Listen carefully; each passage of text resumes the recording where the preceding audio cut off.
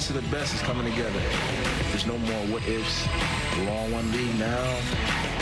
Ready to shut it off. I'm number one in the building. There's no more talk. Put up or shut up. We'll see who the top dogs is now. Strap it up and line it up.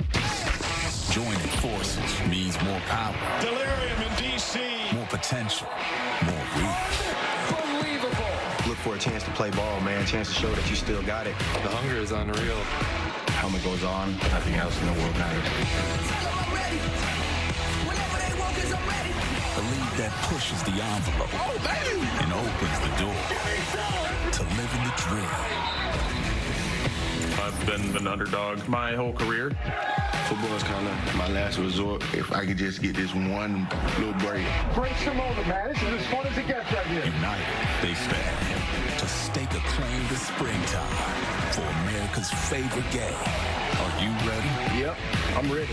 No, we ready. Yes, sir. Ready to run it back. Hell yeah, I'm ready. For a new era. Let's go. New challenges. Listen to this. A new beginning. The time is now. Line it up, Playboy. Let's do it. I can't wait to see you guys play. Are you ready? This is the United Football League. Just don't blink. The United Football League is here. It is a sport we're always starving for in this country, and this is pro football in the spring.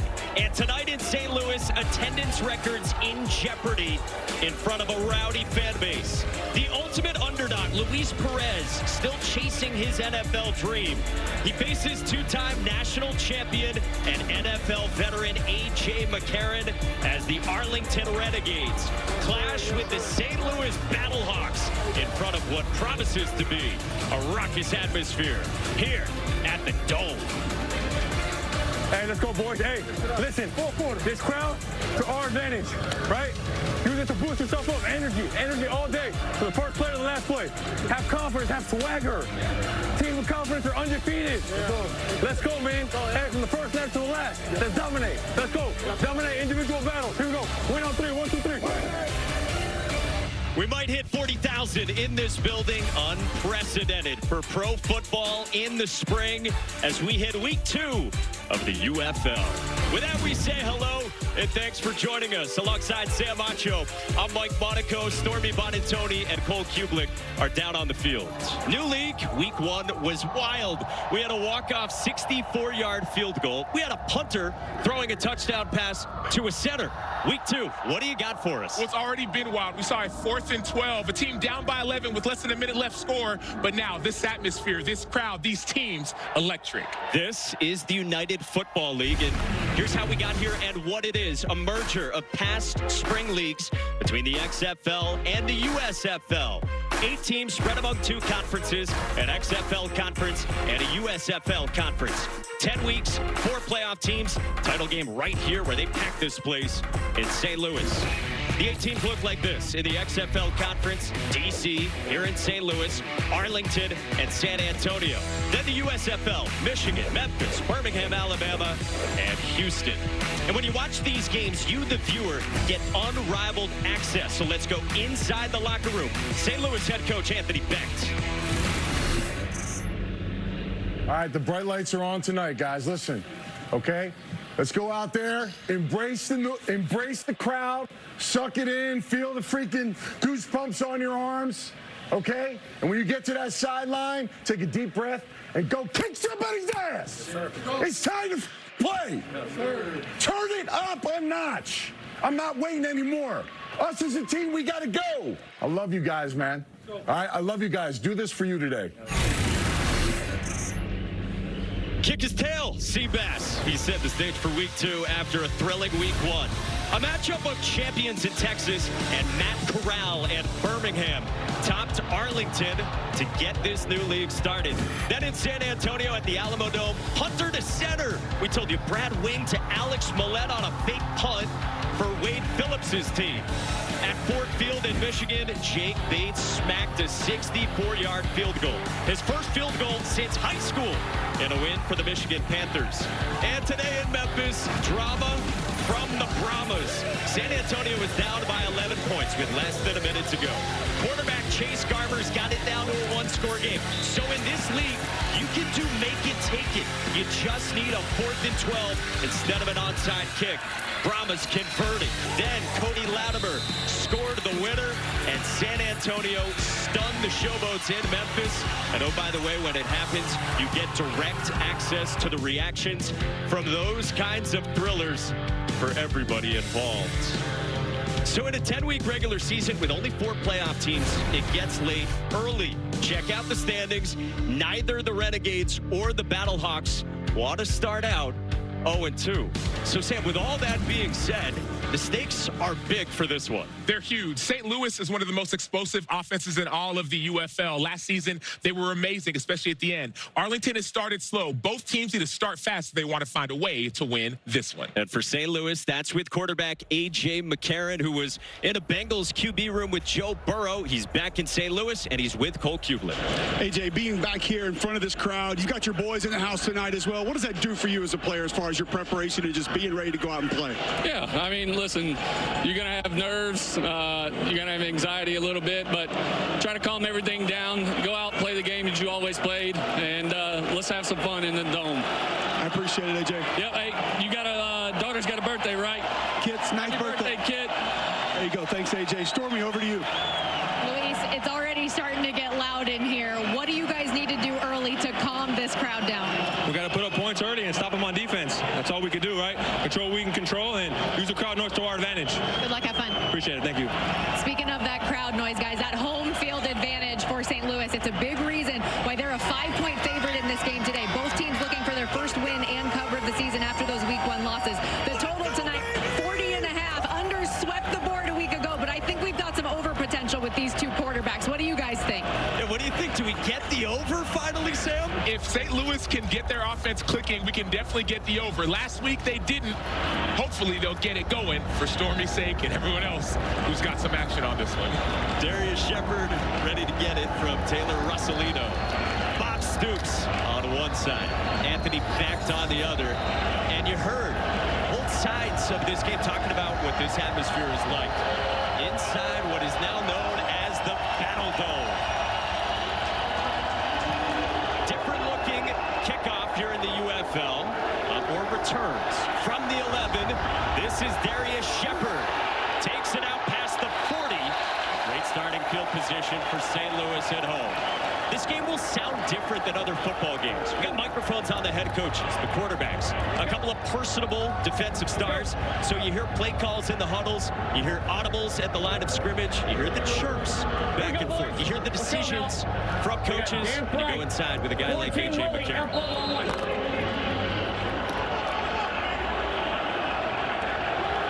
Couple of games with Cincinnati in the NFL, but he loves this league and this opportunity, and he directs the Battlehawks offense. On the ground to start, and it's Mateo Durant in this Bruce Gradkowski offense, the 9-year NFL QB. On the ball, chaos. Chaos right. So you see, they said chaos. That's a spread out formation. You see tackles line up at the receiver position.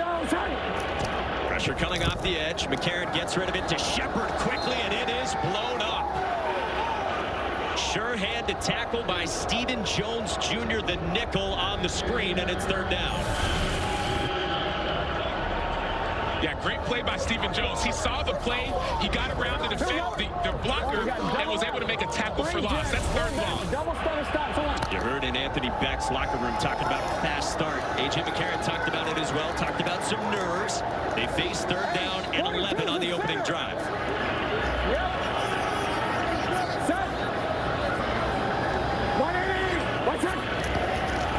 Four-man rush. McCarron pumps, floats it downfield, and nearly intercepted.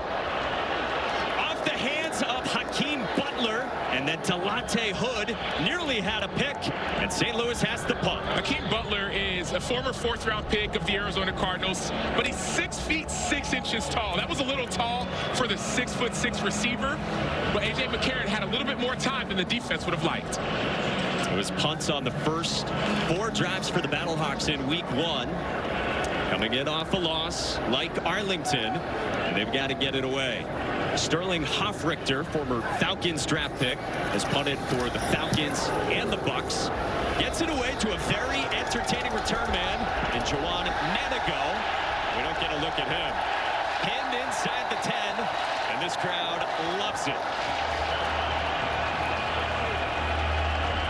So we get our first look at the Arlington Renegades offense, led by former Heisman runner-up Chuck Long in his playing days at Iowa.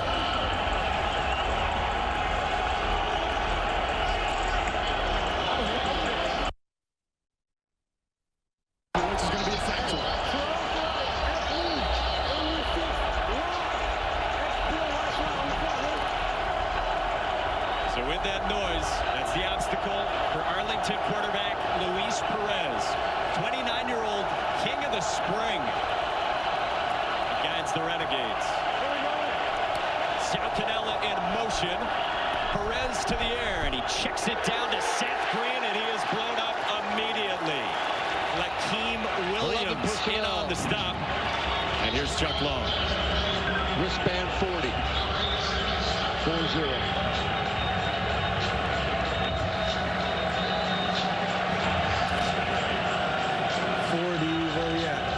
So they're going off the wristband early on. There's too much noise in this crowd. And so Luis Perez and this offense said, hey, let's go on the wristband instead of trying to call on the plays. But the crowd is up on their feet. They're screaming. They're yelling. It's being effective already. On second down, it's a run for Davion Smith, the former Michigan Wolverine. And he gets 3 yards, and it's third down. 11. You had it? Yeah, huge stop that you saw by Willie Harvey. He's stepping up at that inside linebacker position. Had a big game last week and had a couple interceptions. Unfortunately, didn't get it. Wide Clyde and shallow. Look for single. On the clock. Ready? See the loss by a couple of scores in week 1 to the Stallions, one of the favorites in this 8-team United Football League. Third down and 7.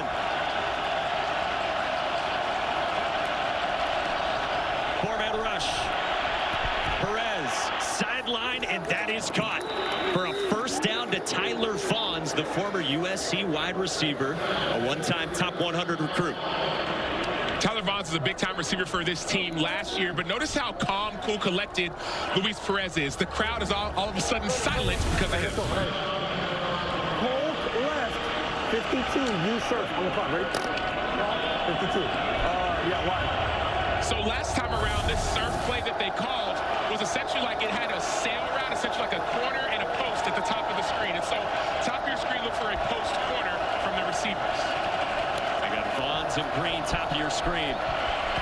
Perez going to the sideline on that corner, and it's Seth Green. Tell Sloan I said what up. It's a first down. I love the pacing and the patience. You're seeing a couple of runs in the pass. Here's that sail route. You see he comes inside a little bit and then goes to that corner. Not enough depth for Peter Talmopeno.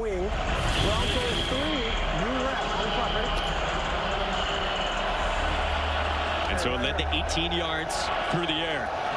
3 tight ends again, and Arlington loves its tight ends and what it can do formationally. Smith out of the pistol around the right side, and he gets dragged down after just 2 yards.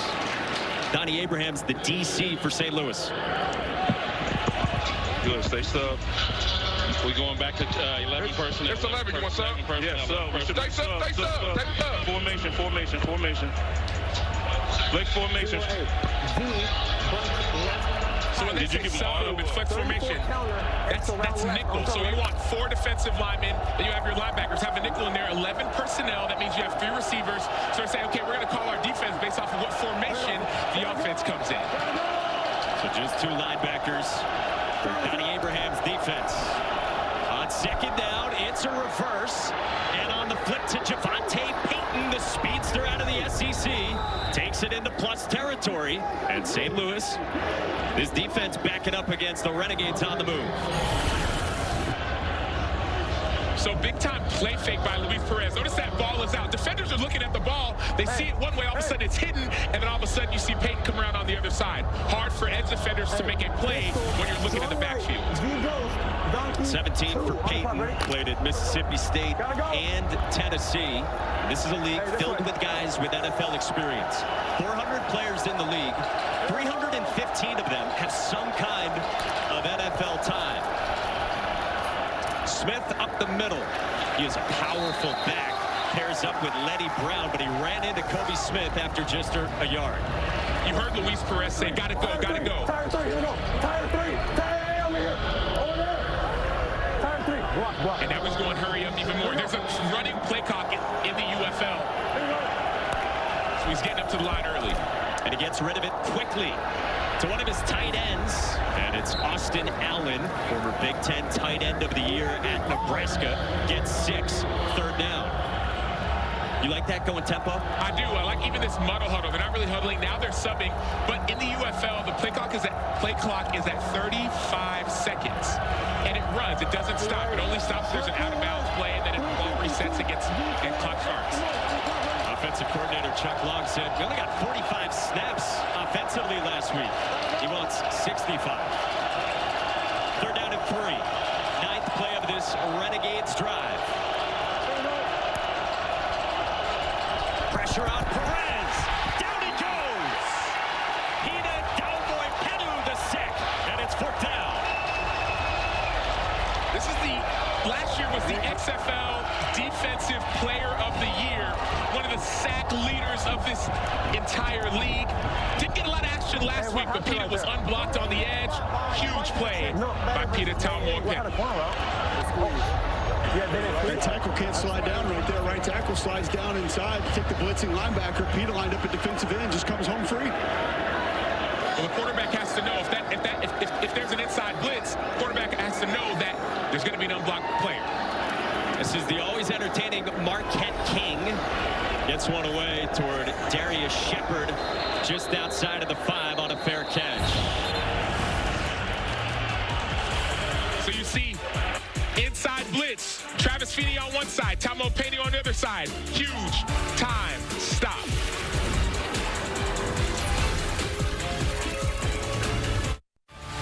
ESPN welcomes you to a special presentation of the United Football League on ABC.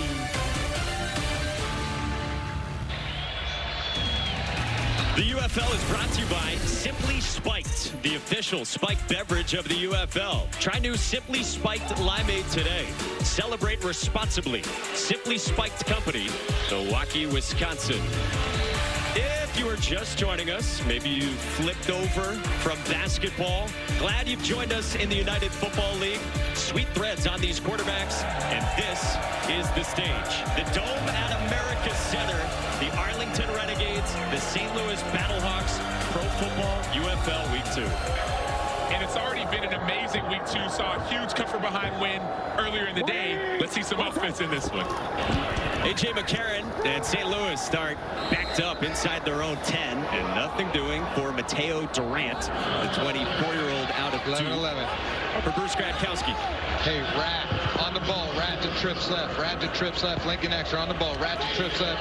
Lincoln Extra. Lincoln extra. Rat to trips left. So again, we hear play calls. We hear them from the box. We hear them in the huddle as well. Give you that kind of access here in the UFL. A.J. McCarron does a lot pre-snap. Summons Durant back beside him. And McCarron gets it out quickly to Shepard. The excellent slot wide out. Just 2 yards. And it's 3rd down after a 3-and-out the first time. 10. Let's go fact to trips right. Fact to trips right. 3-Jet Manning. Fact to trips right. Tight 3-Jet Manning. We go fact to trips right. 3-Jet Manning on. And that's fact. F-A-C. That means that F is going to be across. Usually it's been Darius Shepard to come across to trip. So it's going to be 3 receivers, and then they're going to get their play call. So the formation is get the defense confused. Shepard, 11 and blue, motioned to slot right on this 3rd down for A.J. McCarron. Pressure comes. McCarron gets rid of it, and he's got Marcel Aitman, a stud in week 1, and Aitman has a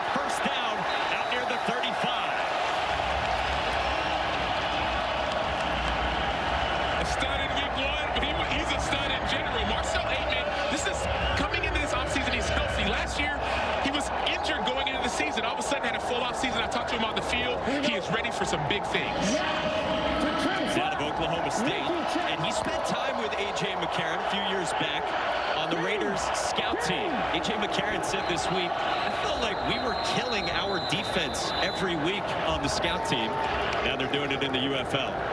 He's got a flag timeout before. Yeah, that's a horrible call.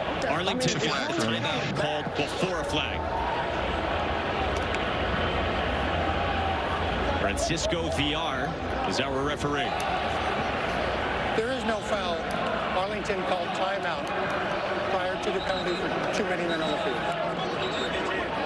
You will also hear the conversations between the officials. Sometimes they have them with the head coaches as well. Sometimes the head coaches are not thrilled with what they hear. And we've got Mike Pereira in the U.S. Army Command Center. And Mike, it is so good to see you and to be working with you. And we get really unfettered access to the officiating process. What's the overview from your vantage point? By the way, sometimes I don't like what I hear either, but I like from this position here, and I like we're bringing the fans inside. We're letting them see an aspect, hear the aspects of the sounds of the game from the officiating standpoint. We want transparency. We want the fans to know. By the way, a huge exclusive partnership announced today between the UFL and the U.S. Army. McCarron pulls it and throws it low at the feet of Hakeem Butler. McCarron wanted a penalty earlier. Hey!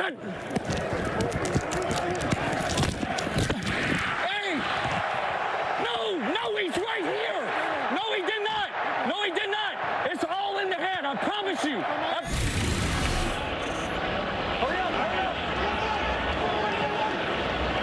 He wanted it, didn't get it on the rush from Willie Taylor.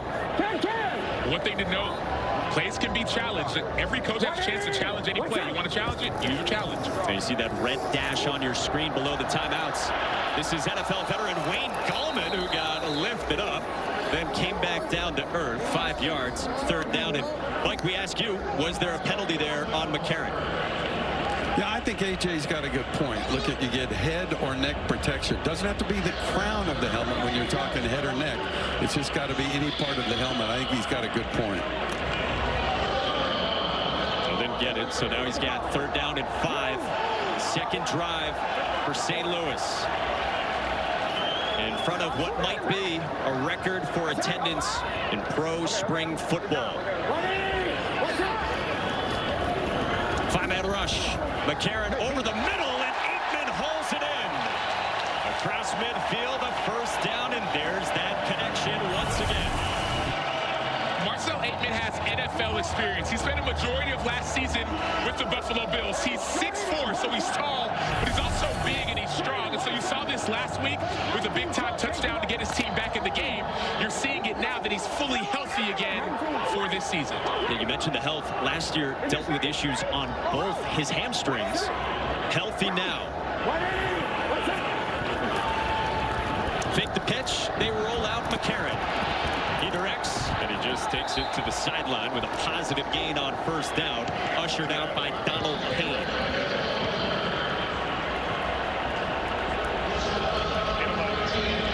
Let's go double right action 200 jet. Dragon Seattle. Bruce Gradkowski told us his mentors include John Gruden, who of course he played for in Tampa. He has paid his dues coming up the coaching ranks. A bright young mind calling the plays for St. Louis.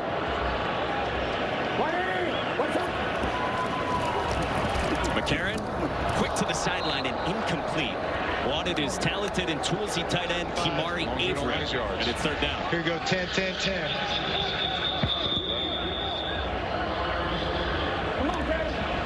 Trips left, 2-jet Ernie. Trips left, 2-jet Ernie. We got 2 downs. They're looking. So you heard him say we have 2 downs. So what Anthony Beck does beforehand, he'll say, hey, it's third down. If we're the plus 50 territory, you don't have to get it all. We're going to go for fourth. Watch A.J. McCarron using his legs, not just this drive, but this season. Tried to work on that in the offseason, get more mobile. On third down, McCarron sails it high, intended for Shepard. And there's a couple of flags that come in on the hit from the safety. I have a hit on a defenseless player, number 46. And Mayday confirmed. Number 46. Mayday confirmed. So that's the only foul. Hit on the defenseless receiver, 46 of the defense. We're going to go 15 previous spot. Incomplete, right?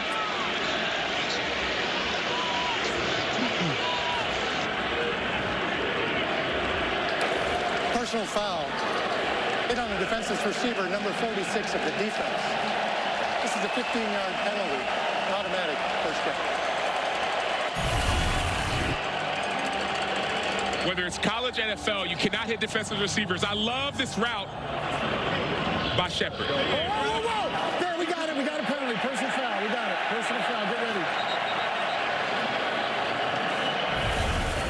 He was ready to erupt. I also love, I love the reaction from Anthony Becht as well. Mike, what did you see on that?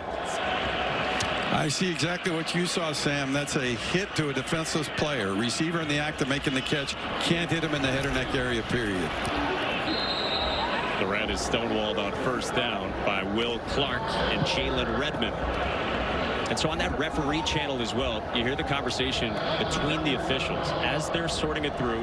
You get a window into how the sausage is made. Correct, and you also get a window into the U.S. Army Command Center. That's where Mike Pereira and even Dean Blandino at times are watching all the plays and can make corrections on plays that have to do with player safety. Mike P looks much more laid back, by the way, than Dean.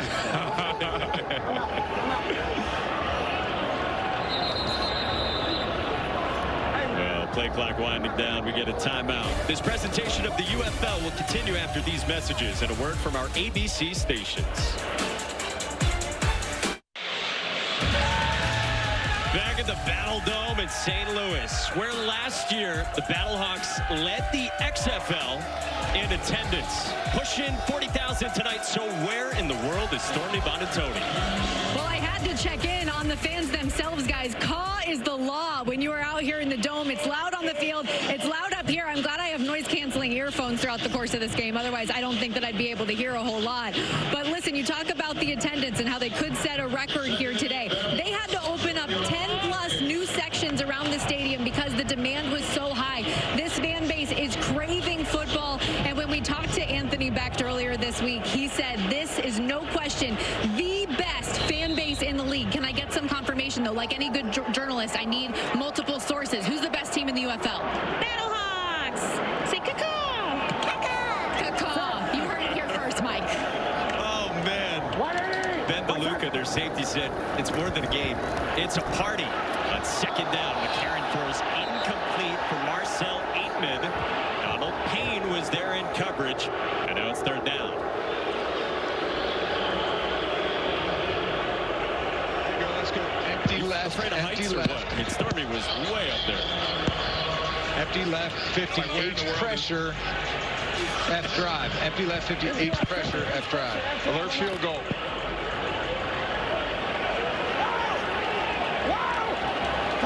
The 11th play of this drive for the Battlehawks. 5 wide, empty for McCarron. Against the 4-man rush, he feels the pressure and goes down. Vic Beasley, the former Clemson star, former 8th overall pick and All-Pro for a loss of 7 and 4th down. Vic Beasley is an animal, right? Not only his size, his speed, but watch, he's rushing from the inside. So you'll see him rushing, standing up on the inside. That's essentially a pick stunt. Inside, you pick the inside hip of the tackle, and usually the picker gets free. And so oftentimes defensive ends or pass rushers say, I don't want to be inside, I want to pick. No, if you pick, you'll oftentimes be free. They had a lot of issues with that particular stone a week ago, Sam, on both sides of the offensive line as well. They did. They gave up a sack in the second play of the game last week. A lot of games from Bob Stoops and his defense. Whistles blow before Andre Schmidt's 53-yarder. And a timeout taken by Anthony Becht. Prior to the expiration of the play clock, second time out of the half, St. Louis. So Anthony Becht has had to burn 2 already. In with their linebackers, Donald Payne.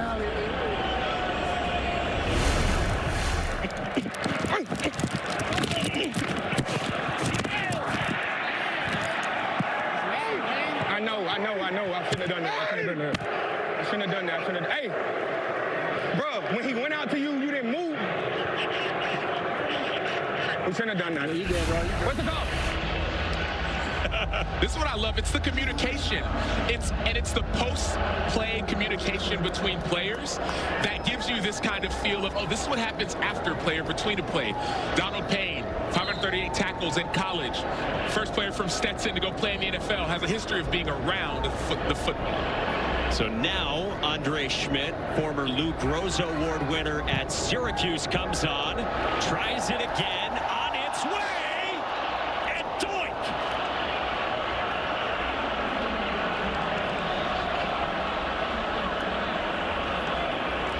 No dice from deep at the end of the first for Andre Schmidt.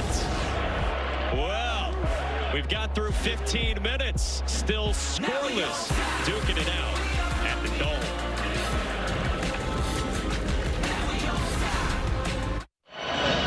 Welcome back into St. Louis. Battlehawks head coach Anthony Becht. How do you keep some momentum going on offense after 2 drives? Yeah, look, I mean, you get a 12-play drive, you got to come away with some points there. We missed a couple opportunities, quick throws on the back end, and we can't take that sack. It pushed us back.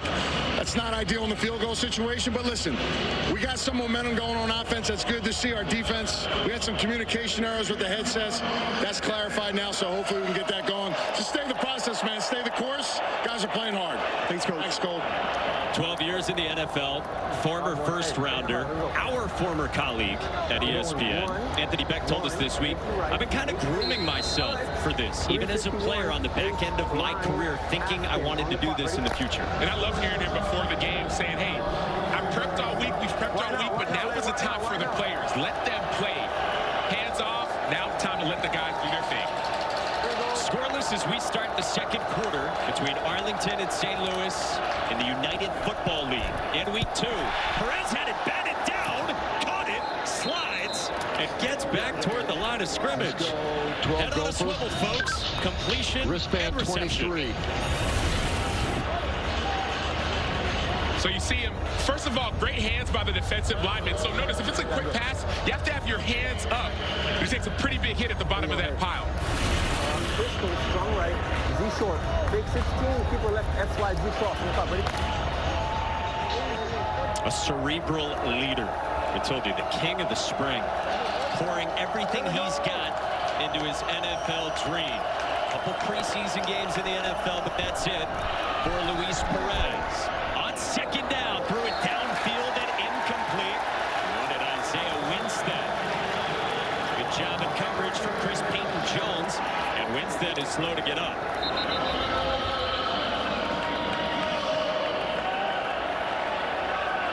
We'll step aside and we'll check on Zay Winstead when we come back to St. Louis.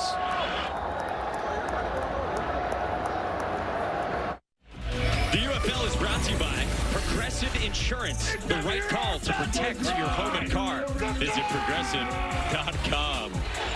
Anthony Becht told us games here in St. Louis, it's like the black hole for the Raiders back in the day. It's nuts. Caca is officially the law, especially in St. Louis.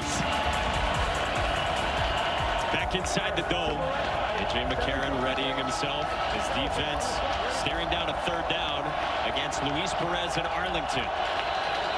Zay Winstead did appear to be okay as he went off the field before the break.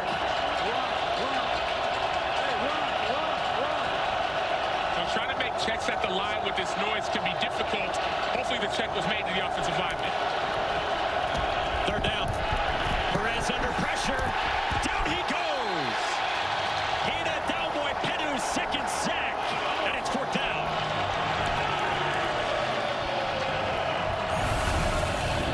Hina was the XFL Defensive Player of the Year last year. I saw him on the field before the game. He played for a different team. Last year he said, hey man, different fit, but same production. 2 sacks in the first 16 minutes of this game, using his speed, using his hands. There was a play a few plays before, came out with a speed rush. He slipped. This time he stays on his feet and gets the sack. He's got some NFL experience. So too does the Arlington punter Marquette King, former All-Pro who is a singer as well. Just came out with a new hit. Booms a good one to Darius Shepard at the 10. Weaves across the 20. And takes it out toward the 30. Cole. Peter, take me through the move that got you that last sack. I think my teammate, they did a great job taking their responsibility.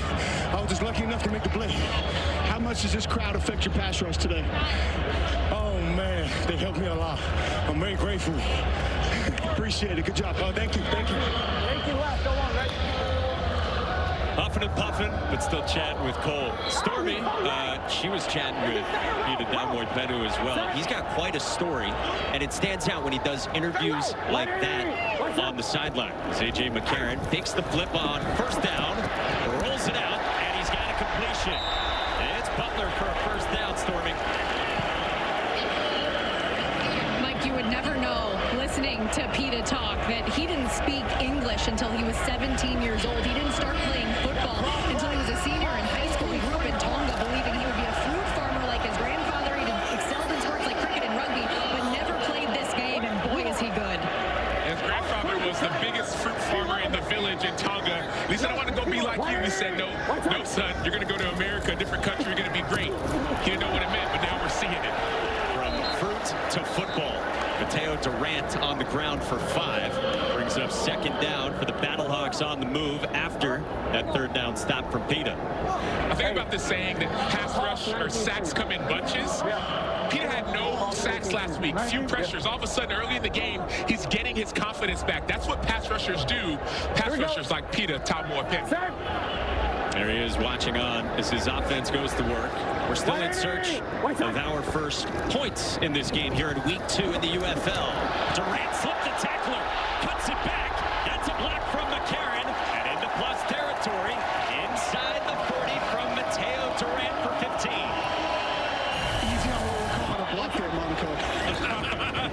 Mateo Durant has real speed. He played at Duke, ran a 4.3. This dude is an animal. Was undrafted free agent of the Pittsburgh Steelers in 2022.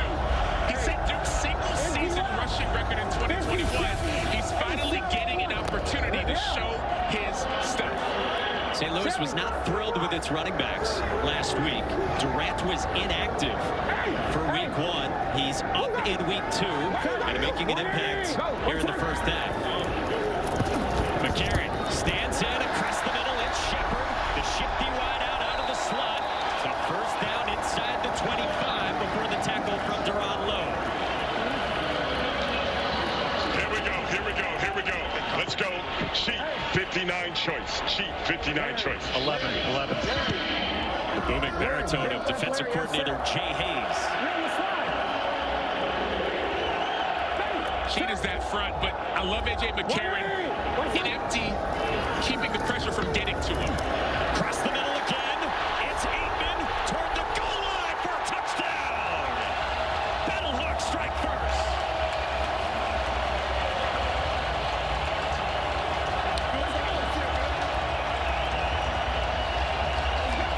The former draft pick, 7th-round pick by the Raiders, spent 4 years there. Has played with other NFL teams. This dude, all he's needed is an opportunity to be healthy, to get to an offseason. We're seeing his skill up close and personal. And now if you're new to the UFL, it's a tiered extra point system after touchdowns. There are no kicks. You have a choice. You can go for 1 point from the 2, 2 points from the 5, or 3 points from the 10. You're seeing most everybody pick to go for 1 or for 2, and St. Louis going for 2 here. If the defense, for whatever reason, gets a pick 6, these 2 points would actually go to the defense as well. So points can be scored on this play on both sides. McCarron rolls out. Throws. Got it. Shepard for 2.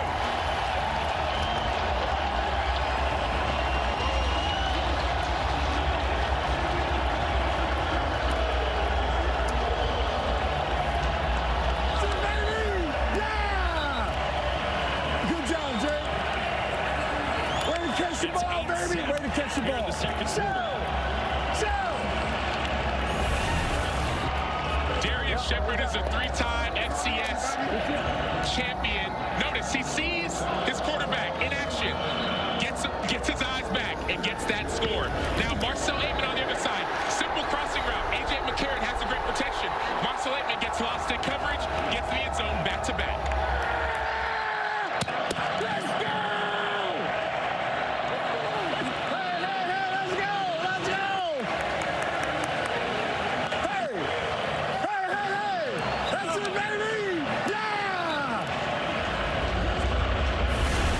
Marcel Aitman touchdown reception there. This offense felt like it was close first couple of drives. Now you get into the end zone. What puts you over the top? It's execution, man. We just going out there, execution, stand on pace, stand on schedule, and we just execute and make plays. Thank you. Thank you. St. Louis team went 7-3 last year in the XFL regular season. Tied for the second best record in the entire league. It wasn't good enough to make the playoffs. So this fan base has been waiting for some football back here in St. Louis. Juwan Manigo played the last couple of years in Mexico. A stiff arm at the 30. Takes it out past the 40. And Manigo run out of bounds near midfield by Chris Payton-Jones. Hey, tomorrow the Week 2 UFL schedule continues with Birmingham and Michigan. The kickoff at noon over on ESPN and ESPN+.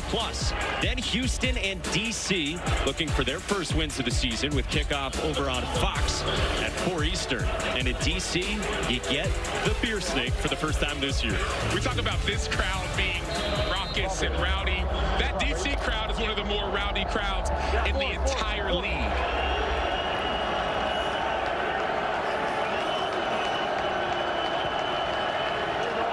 St. Louis now favored by 7.5, up by 8. 3 wide receivers, Manigo in the slot, and it's on the ground with Lenny Brown. And just 3 yards. So, Juwan Manigo, this guy is quite the talent. He was sensational in Mexico. Viene con el regreso Juwan, está cruzando la 25 hasta la 30, sigue peleando. Atención porque esto es de peligro. Este hombre es peligroso. No va a esperar a nadie. Touchdown. Juwan, mi amigo Manigo, está pegando el estadio de muerte. Oh, that is a phenomenal call. As Lindsey Scott comes in at quarterback, completes one to Sal Canella. 3rd down. Juwan told us on the field pregame, played for the Chihuahua Caudillos, the warlords in Mexico. Yeah, he's small in stature, but even in this league, he had a big return last week as well. So he's one of those electric backs that can get it at any time. 52 Mozart, Z out. On the clock, ready? Gotta go. Perez back in. He says, we gotta go. After change of pace quarterback, Lindsey Scott Jr. came in. Arlington's coaching staff trying to use him more here in week 2. 3rd down and 3. Off his back foot. Sideline, Perez got it toward Javante Payton for a catch. With Channing Stribling in coverage, 9 for Perez to move the chains. So that takes courage and patience. See the blitz right up the middle. Perfectly executed. But Luis Perez takes one step back and throws it before the receiver. Payton's out of his break. Confidence, toughness in the pocket. He knows he's going to take a huge hit. It doesn't matter. He needs that first down. Gotta have it. Perez led Arlington to the XFL championship last year after he came over in a mid-season trade from Vegas. Bob Stoops told us Luis Perez galvanized our entire room. He loads up, throws to the sideline, and got it complete to Tyler Vaughns. 12 yards, storming. Sal Canella, who was Luis Perez's primary target down the stretch when he went over to Arlington last year, I asked him, how tough is it when a quarterback steps into that situation? He said, usually it can be pretty tough. You don't know what you're going to get. With Luis, it was immediate respect. He is so detailed. He is so focused. He came in there prepared every step of the way, and now that's just carried over. They're hoping it can pay some dividends this season. Luis told us after the season, after that title game MVP, still didn't really have any NFL opportunities. But that has not sapped his belief. Brown stopped by Dalmoy Peru for a loss of 2. He said that he even took a pay cut to come back and play again. He talked to his wife, families in California, saying, hey, I want this thing to happen. He looks up and has relationships with guys like Kurt Warner, who has done it at different levels. Hey, even Drew Brees, as far as how to relate with players. He's a great leader, but he wants to get to that next level. Told us one more shot with all that spring experience to get back to the NFL. Midway through the second quarter, his team down by 8 in week 2 in the United Football League. 2nd down and 12. He's got a completion. It's Caleb Vander Esch swinging forward inside the 15, and it's good enough for 14 and a first down.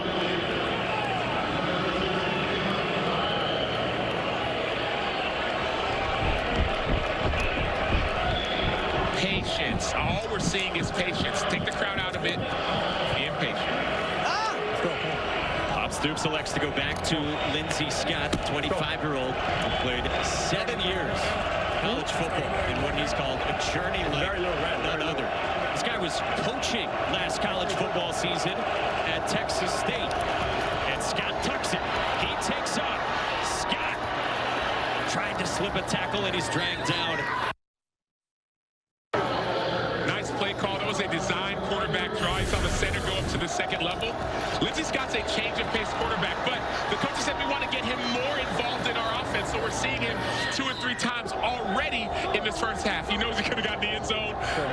Make it another shot. You need your shoe. Picked up and chunked about 10 yards behind the line of scrimmage. Actually smart, by the way, if you think about it, but unless you're playing for Florida against LSU.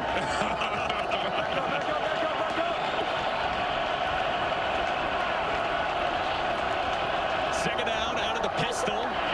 Scott turns upfield to the goal line. Touchdown. Enter Lindsey Scott, and right into the end zone.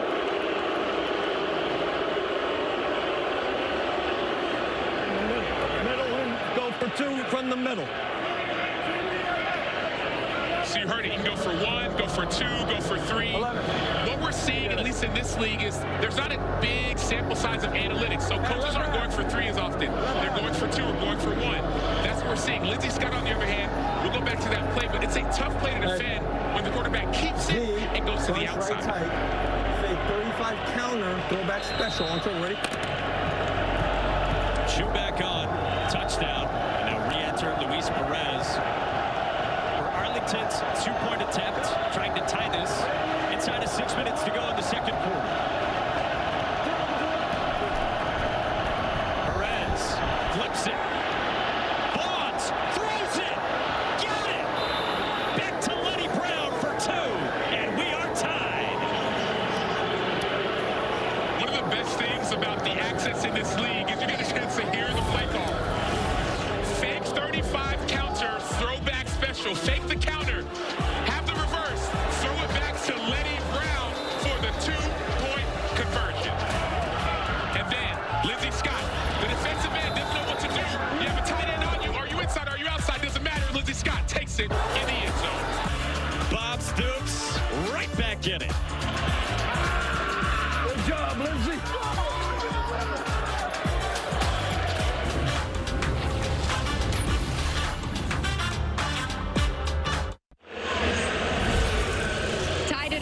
In St. Louis as Arlington gets on the board. Compliment to this guy right here, Lindsey Scott. And as soon as you scored that touchdown, you went up to the crowd. What'd you let them know? I let them know I can't hear them. They're not loud enough, you know. I mean, they got a great atmosphere here, but it doesn't shake us. So, you know, one little kid was giving me a thumbs down, gave me a thumbs down back. You know, it's just how it goes. Sometimes you got to be like that. You lost your shoe on the first play in there? Yeah, I lost my shoe. I guess I got to tie my shoe a little tighter. I couldn't find it for like a good 10 seconds. The ref was hiding it from me, so I guess he didn't want me getting in the end zone. How challenging is it getting thrown in there after being cold for a minute? I do a good job staying warm on the sideline, and the biggest thing is just staying mentally engaged. You know, like I'm on the sideline reading coverages. You know, we got a little process on the sideline how we check our plays. So I'm ready at any moment they need me. So good stuff, Lindsey. Thank you. Wow, calm customer, not rattled at all in this atmosphere. Flashing thumbs down. Shepard to the 35. Colt, you got a trivia? In there at the last minute, 2 weeks before Lindsey Scott Jr.'s senior year at Calvary Baptist, Shea Patterson, former Ole Miss and Michigan quarterback, decided to transfer to IMG Academy. So Lindsey Scott Jr. had to take over at quarterback. Obviously had a successful year, ended up with the scholarship to LSU. A winding road for Lindsey Scott. LSU went to JUCO at EMCC. Remember, that's Last Chance U. And now he is unfazed in front of nearly 40,000 at the Dome in St. Louis. UFL Week 2 tied at 8. And A.J. McCarron back to work. At 6'6", Hakeem Butler the catch. Bumped out of bounds at the 40. So check out this first drive, next 2 drives for this Battlehawks offense. We talk so much about finding rhythm and momentum. They're finally getting it. Hey, train right tight. Z short. Pass 15 really solid. X-ray G. Combined First 4 drives, no points, 79 yards. The last 2, 16 points, 125 yards. Karen 8 for 12. 33-year-old played a couple of games with the Bengals this year. Good pickup from Gallman. McCarron moves up, throws it, batted away. Intended for Shepard, and excellent coverage by Miles Dorr. 3rd down. Personnel, I got Hakeem tackling, so help me. 10. Go. Let's go. Jen left, Zach. Jen left, Zach. 3-jet junior. Jen left, Zach. 3-jet junior. Let's go on the ball. Let's go on the ball. Jen left, Zach. 3-jet junior on 1. Junior. Cole, terminology-wise, what do you know about Bruce Gradkowski? It's going to be long, lengthy. It's more West Coast-ish than what you're going to get from like an A.J. Smith that we got last week. That's more spread-based, usually a word and a number. So because of that, the play clock winding down for McCarron. On 3rd down, pocket collapses and down he goes. We do have a flag. Holding defense number 28. Holding defense number 28 prior to the pass. I've got a defensive hold also on 5. They'll take one of them and decline the other. What was the result of the play? Quarterback sack behind the line of scrimmage? All right, what do we have for penalty wire? What you got? Prior to the pass, holding defense number 28. So there was no pass. We have a running play. We're going to go from the previous spot, 5 yards out of first down. Number 28. I agree. Yep, 28. Holding.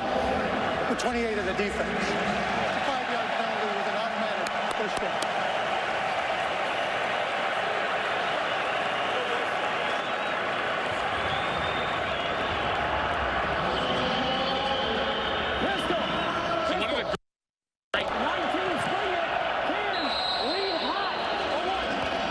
So you hear it, 19 Springer. So it's a play to the left, Can, to a different play. He's reading the safety. How do you know 19 means left? Because 9 is an odd number, so odd is left, even is right. Always. Correct? For the most part, in NFL terminology, in high school and middle school. Durant right up the middle to the 2nd level before he's tripped up inside the 40. Miles Dorn swiped the ankles, and it's 16 yards. Mateo Durant has home run hitting ability. That's what you see when you watch the tape. They switched it. They switched it. We got a broadcast for that play right there. Split zone duo for the Battlehawks. To put that speed on display from Mateo Durant. His last 2 runs, each for 16. He's looking for more. Wrapped up by Markel Lake. Arlington defense. Acho, I'm not surprised to see the Battlehawks go right at the teeth of it. They move. They are as active as any defensive front that you will see, really, in any league. There is a stunt, a game, a twist, some sort of pressure, 3-man game on almost every play. One way to neutralize some of that movement, go right at it, attack it immediately, and don't let that replacer show up where one defender leaves. And that's one of the tough parts about being a defense that moves up front. You can give up big plays if you're not staying in your gap or getting to the gap you're supposed to get to. Empty for McCarron against a 4-man rush. Floats it downfield. Shepard's got it toward the goal line and marked down inside the 1.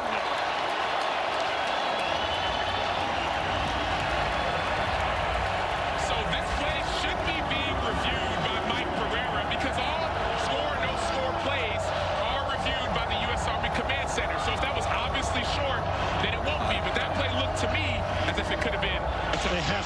They don't have to snap it. We can go to the 2-minute warning here. Great.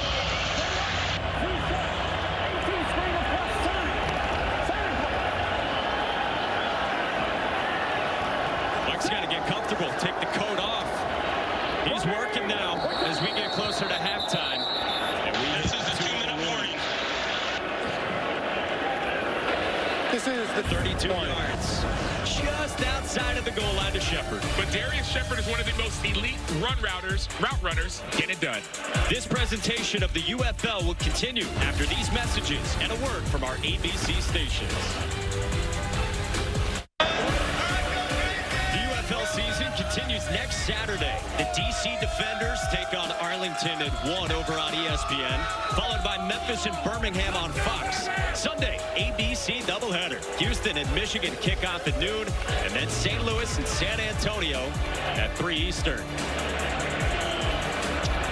Could be about 40,000 in this building where caca is law. Inside the Dome in St. Louis, welcoming football back for the first time in over a year. In a city where there were NFL games for 21 years with the Rams, 95 to 2015. And now in the UFL, led by A.J. McCarron, on the doorstep of the lead against Arlington. Here in the second quarter. McCarron, Durant on the pitch, in for the touchdown. The Battlehawks are back in front.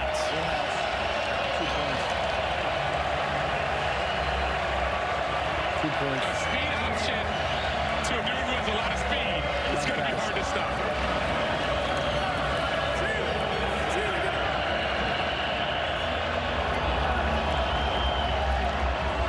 Mateo Durant inactive last week. Active this week from tiny Plum Branch, South Carolina, a town of 887 people. A whole lot more here tonight. So again, if you're just joining us, after touchdowns, you can go for 1 point, 2 points, or 3 points. You cannot kick it. So once again, St. Louis goes for 2 from the 5-yard line.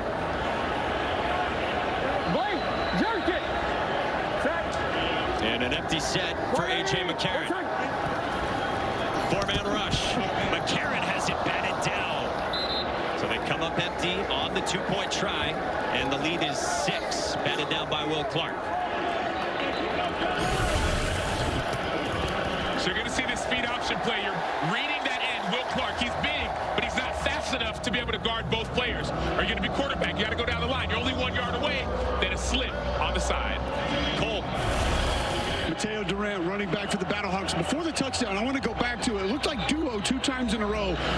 Take us inside why you guys wanted to get downhill and go right at that defense. You know, we believe in our O-line. We got really strong, tough guys in the O-line. So we trust them to get what we need to get done. And that's what we did on those 2 run plays that we had. Inactive last week. You're out here helping your team out this week. Just take us through how that feels to be able to bounce back. Oh, man, it's just about taking advantage of opportunities. I've done that all through college, being a backup, things like that. But, it's really the coach trusted me to come out here and get the job done. And that's what I plan on doing for today. Thank you, Mateo. Yes, sir. Thank you.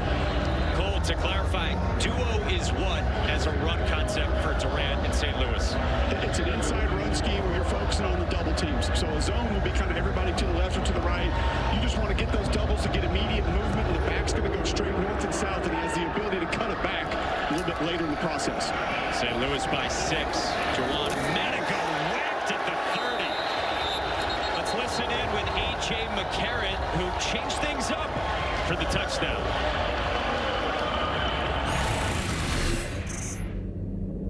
Hey! Can! Can! Yeah, hatch. Set! What did he? What's that? They switched it. They switched it. Did they reverse the size, or was that Cole? Drive, Z-Sail on the clock, ready? Love the reaction and the joy. That was one of those 2-in-1 plays. He made the right call, and the coach is extremely excited. He was stupefied. High-scoring second quarter. Luis Perez and Arlington down by 6. They set up the screen, and Davion Smith crossed the 30 before he got swung down by Freedom Akinmaladun after 5.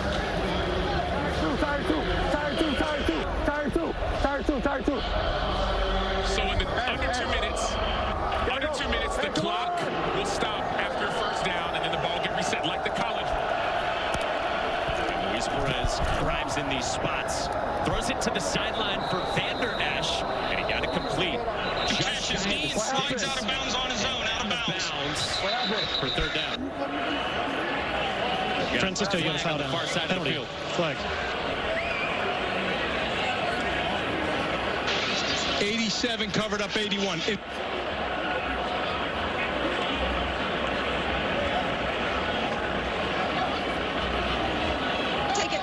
it.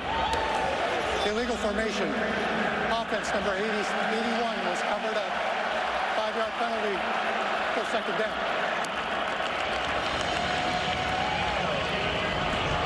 Going back to the rule, under 2 minutes. So the clock will stop on out-of-bounds plays. Clock will stop after first down. Left flex. 63. X-hammer. Search. On the clock, right? Whereas before you reach that point, the game moves really quickly. Correct. Game moves quickly. The clock runs. But in this scenario, if you go out of bounds, the clock will stop. Get a first down, it'll stop. And then once it gets spotted again, it'll start running again. Lifeline at 2.5. St. Louis was favored by 5. It's now dwindled. Tightly contested. Perez steps up, holds on to it, and got it complete. Davion Smith hung on to it, barreled out toward the 45 for a first down at 15. He got popped by Willie Harvey. Oh, man, hey, triple left. Here we go. 62. Hey, 2. Hey. Hey, 2 topper. Here we go. Inside of a minute to go until halftime. Perez, deep shot, center of the field for Deontay Burnett. No flag with LaFleur Hill in coverage, and Burnett wanted one, and this you could challenge if you're Bob Stoops. Correct, whether it was called or no called, you can challenge it. So if Bob Stoops wants to, we could call and say, hey, this should have been a challenge to pass interference. He's thinking about it, he's got the flag in his hand.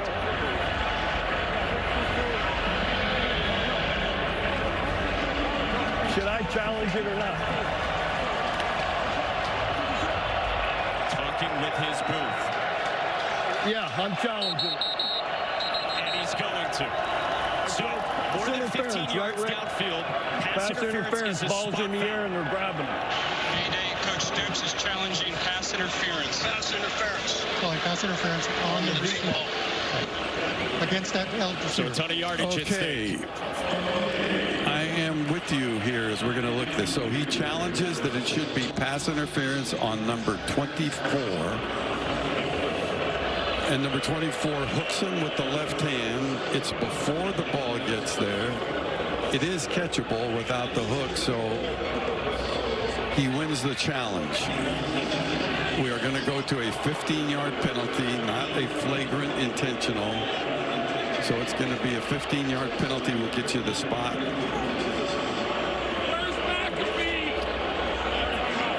So we were at the. What number? We were at number 24. That was so obvious. So we're going to go from the 44-yard line to minus out 15 yards.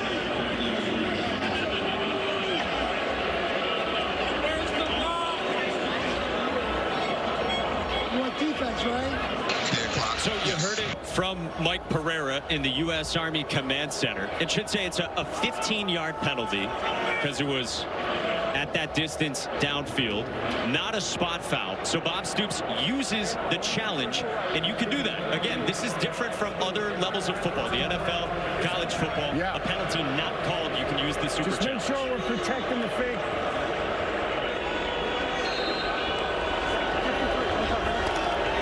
So you're correct in saying you can use it, but if that would have been flagrant and intentional, it would have been a spot foul. Mike Pereira did not see it that way. So even though it was successful, you can't use your challenge again. That's the only one Bob Stoops had. First penalty on St. Louis. Final minute until halftime. Perez got rid of it incomplete. Under pressure from Pita Daumoipedu. Mike, if I could go and ask you again. So some people may have seen that and said, man, that was a flagrant or intentional call. How did you see it? You know, I looked at that, but to me, you know, it was a timing type play. He's trying to get there. He did hook the shoulder. To me, it wasn't an outright tackle, which is really what I'm looking at, a tackle. So it's just one of those 15 yards I thought was enough. By the way, you hear a lot from that U.S. Army Command Center. A partnership now with the XFL. What a catch at the 30. Javante Payton took the lick from Willie Harvey. Hung on for a dozen. 62 right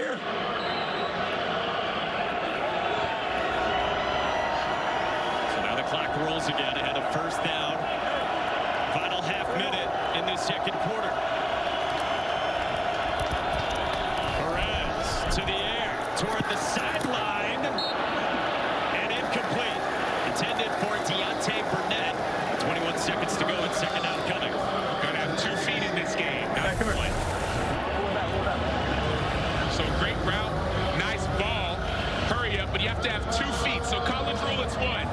UFL, both feet or 1 body part. You watched the XFL last year. It was 1.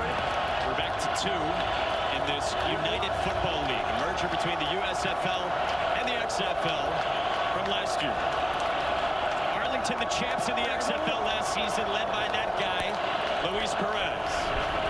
It's second down across the middle on a slant. Got it complete to his slot wideout, Deontay Burnett. Frankie, illegal motion. There is a flag. Offense, number 21. What did he do? Forward at the snap, but in a motion. Number 21. 21 offense. Illegal motion for 21 of the offense. Moving forward at the snap. 5-yard penalty. Still second down. You're seeing some of the same self-inflicted wounds, emotions, and he's going forward at the line. And no matter what league, you cannot do that. Z hammer, search. On the clock, ready? So a harder road to climb for Luis Perez and the Renegades in enemy territory. Come back in. Directing Lenny Brown. Perez, incomplete. Behind Winstead, 3rd down.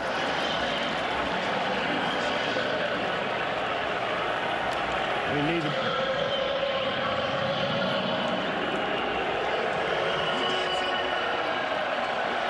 So you're seeing the momentum start to shift and start to change. 3rd and 15. A couple of self-inflicted wounds. The crowd is getting into it again. Clock is ticking down. This is when the defensive ends and the pass rushers say, hey, we got to eat. 3rd down, money down, make a play. Jared Jones-Smith was whipping this place into a frenzy. Perez on 3rd down. Takes a shot into double coverage and incomplete. Intended for Tyler Vaughns, and DeLuca was back there, and it's 4th down. Ben DeLuca was one of the leaders of this defense last year. The ball is a little bit overthrown, but Ben DeLuca stays patient, stays deep. You see Brandon Sebastian, he's allowed to bite off that double route because he knows he has safety help over top. That's why he's playing it underneath. And so know where your leverage is, know where your help is, and help each other make a play. 52 yards for Taylor Russolino. He's kicked in 1 NFL game ever. Came on the recommendation of Pat McAfee. And kickers are people too. 50+ for Russolino to cut this to a 3-point game as we hit halftime in St. Louis.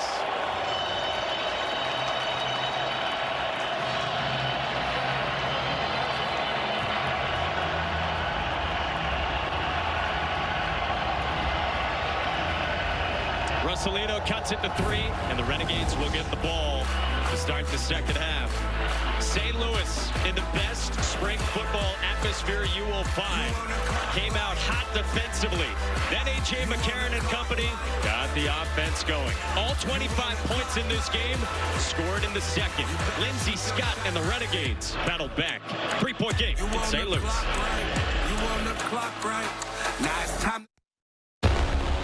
This is how we make Saturday special. And this is how we go all out. SEC on ESPN and ABC. This is how it's done. You get football year-round on the ESPN family of networks, the SEC. By the way, we're less than a month away from the NFL draft in Detroit in a couple of weeks. SEC guys in this game here in the UFL on tonight's rosters for Arlington and St. Louis. A.J. McCarron, 2-time national champion, former Heisman runner-up, and a lot of talent, Sam Acho. So much talent across the board, not just on these teams, but across the league. You've got UFL owner Danny Garcia here as well in a 3-point game as we're at halftime between the Renegades and the Battlehawks. So, when Sam Acho, I'm Mike Monaco, Stormy Bonantoni, and Cole Kublik are down on the field. Took a little bit to get the offense going, but then they revved up in the second quarter. They did, and though St. Louis offense has gotten going, the game is still an 11-14 game. So, really, Arlington should feel favorable right now, the fact that it's that close, though St. Louis is really humming. What changed in what you saw in that half? Well, what I saw is a little bit of confidence. That first series, St. Louis could do nothing, but since then, they were really getting after it. Then Lindsey Scott getting in for Arlington. The change of pace got the defense out of position, and that's what changed for that team. So, here in St. Louis, we told you Danny Garcia is a UFL owner. So is Dwayne Johnson, very famous, yet he had never spoken before to Larry David until recently. I heard about this UFL, and I thought, let me talk to somebody in the UFL. My agent got me on the phone with Dwayne Johnson. I pitched him my no goalpost idea. I thought it was going to happen. He was completely into it. I didn't know that the extra point was already in the XFL. That there were no extra points from kicks. If I could get rid of these goalposts, I will die a happy man. And Dwayne Johnson just went on with Jimmy Fallon. He said it was the best phone call to get. And yeah, these are the rules, including that first one. Larry's thrilled. There's no kicks. You go for 1 point, 2 point, or 3 points. And instead of just an onside kick, you can choose to do a make it, take it, 4th and 12, which we saw earlier today here in week 2. And Sam, so far, a couple of weeks into the UFL, this is amazing. And where do you stand? Are you with Larry David? Let's get rid of the goalpost. I'm on Team Larry. Why? Because we're seeing these 1 and 2 3-point conversions, but also let's get Larry David on the 4th and 12 train. Yeah. We saw it earlier in the day. If you're down in the 4th quarter and you score, you can go for a 4th and 12 from your own 28-yard line. If you get it, it goes just like a regular play. We saw a team down by 11 with less than a minute left come back and get a win. That's what I want to see. It's almost like in basketball, you get those quick scores if you're down quick. That's what this league is all about. Yeah, and if you're just flipping over from basketball tonight, here's what you've missed so far in week 2. Game 1 here in the UFL. This was it. Drama from the Brahmas of San Antonio. Cut it down to a 1-score game and been down by 11 inside of a minute to go. And then this was that 4th and 12 from their own 28. To Jontre Kirkland, one of the best receivers in the XFL last year, now one of the best in the UFL. We're seeing so much talent across the board. Now Cody Latimer is going to get the play with less than 3 seconds left to get the lead. Down by 11, all of a sudden you get a lead. The coaches are going nuts. Yeah, Will Reed absolutely loving it. And so is A.J. Smith. Guy who didn't even know if there was going to be a league this year, but there is. He loves it, and his Brahmas, led by head coach Wade Phillips, at 76 years young, 2-0 with a win over the Showboats. Folks, this is the United Football League. We are in St. Louis. This presentation of the UFL will continue after these messages and a word from our ABC stations.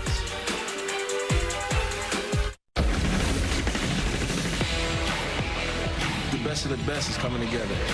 There's no more what ifs. The long one lead now. Ready to shut it off. I'm number 1 in the building.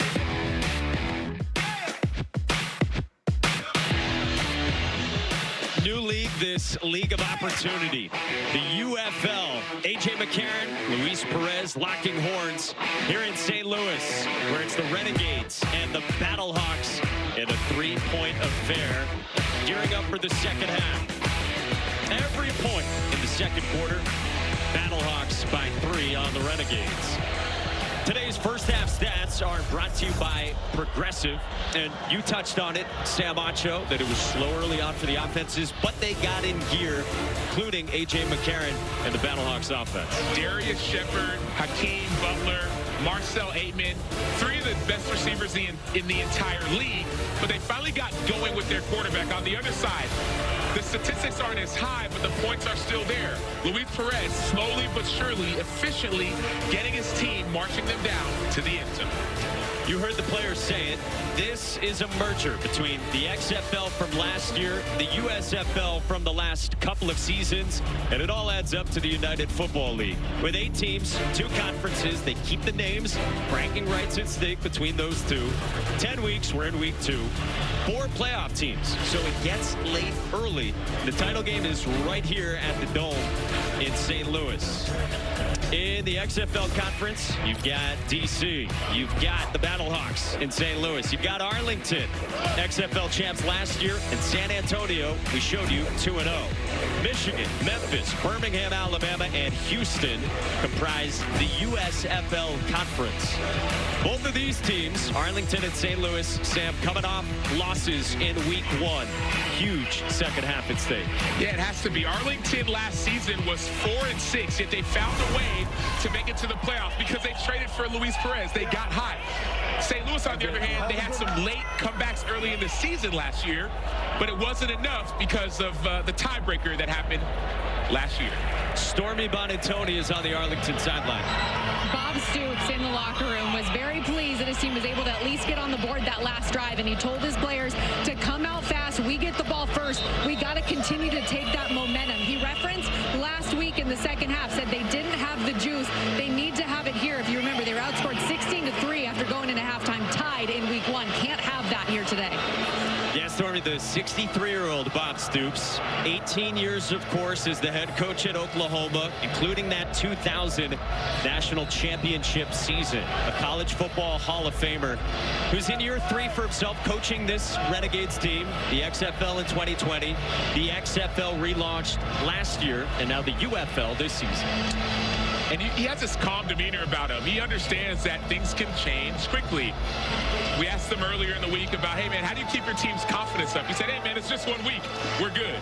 Now, what we're seeing on this kickoff is very different, very new. The kickoff is from the 20-yard line. And so on the kickoff return team, there's a setup zone, 8 to 9 players between 10 yards and 20 yards. The ball's not touched past that 20-yard mark. It's treated as a punt. And so this is put in to encourage returns, but you have to have a big leg. To encourage returns, action, and field position.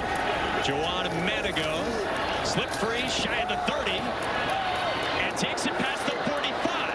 And Manigo into plus territory before Channing Stribling dragged him down to Cole Kublik.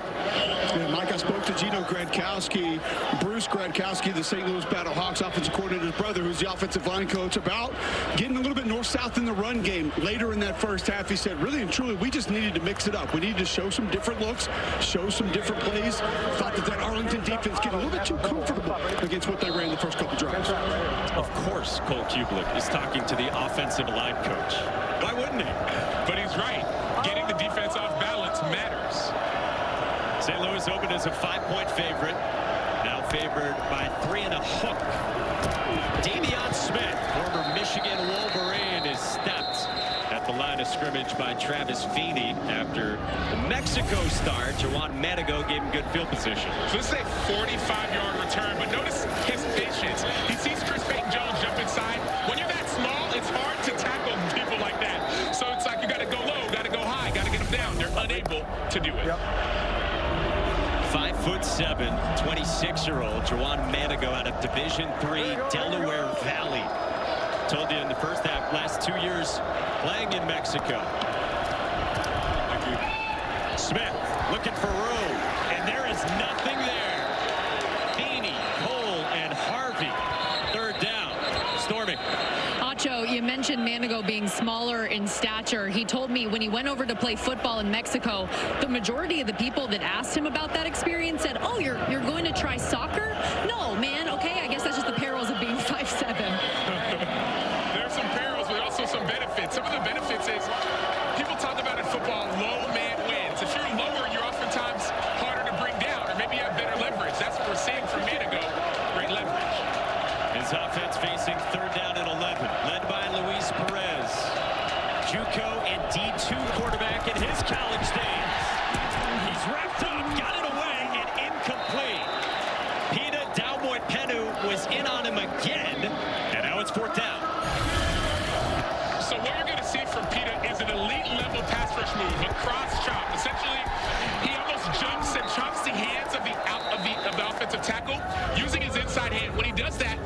flips his hip and gets around the tackle. It sets up the tackle because he's coming with a little bit of a slower tempo.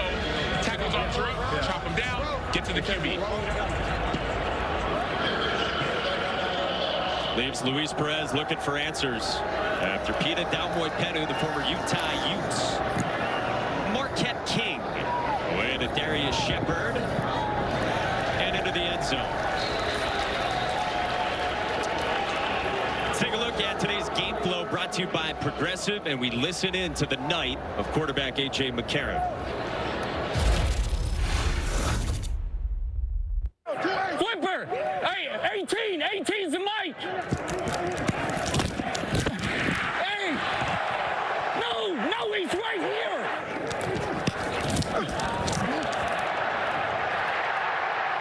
Hey, that's a touchdown!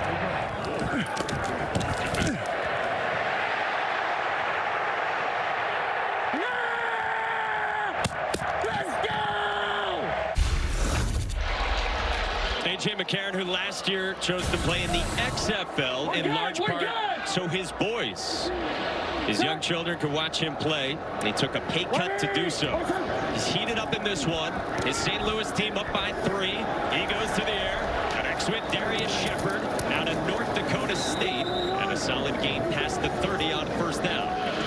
We saw McCarron play for the Cincinnati Bengals last season after the injury to Joe Burrow, but he doesn't want to be a backup. He wants to play football, so we actually asked for his release, if you will, when the season ended, so he could come back and play in this league. He said at one point, ever since I came out of college from that great career at Alabama, I've been counted out. And it's a great living being an NFL backup. But I love playing too. And that's what this league has afforded him the chance to do. McCarron can't escape. There is a flag down. Jalen Redmond got to him along with Will Clark. Referee has holding offense number 61. Do they want it? Holding. 61 of the offense. Penalties declined. Third down. Jalen Redmond started off as a basketball player, and he didn't start playing football until his junior year in high school. You see him right there in the middle. He's big, he's strong, he's quick. He gets around Mike Panashuk for the sack. You see the hold, but that's that length you see from Jalen Redmond. 6'2", 292, speed and strength. So it sets up third down.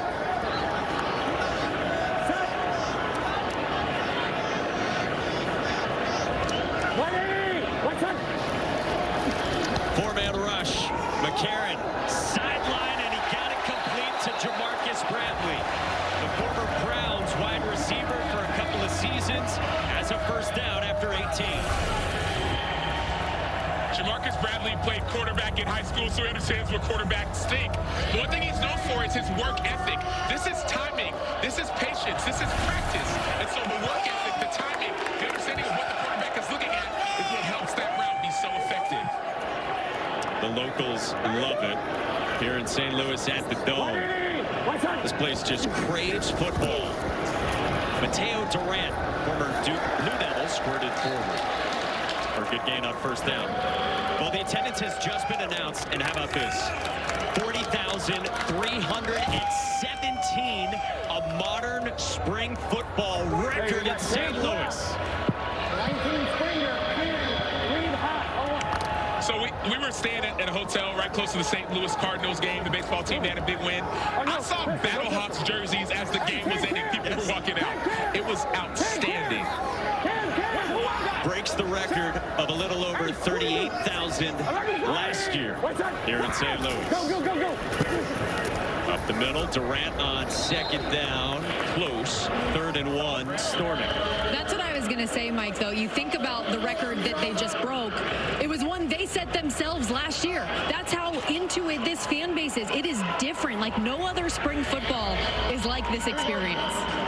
Put it this way, guys.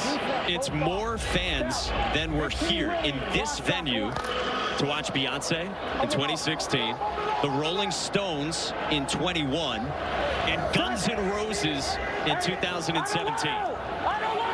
They love football in St. Louis. 3rd down and 1 for McCarron and the Battlehawks. Under some pressure.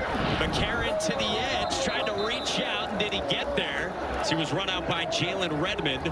Appeared to be short. Hold on. Let's go. Go. Yardage, and it's Go. Get a play. 11-11. Let's go double right Z short. Hold on, somebody's hurt. Hold on. AJ's, what's he doing over there? Let's go double right Z short, 2-jet, Z drive river. Double right Z short, 2-jet, Z drive river. Hold on, AJ. Guys. Nah, we can't. Wait. Timeout. Hey, you see my cleat came up? Why did they not stop it for AJ if he's on the sideline? I know! Nick, I'm some ideas. A.J. McCarron didn't.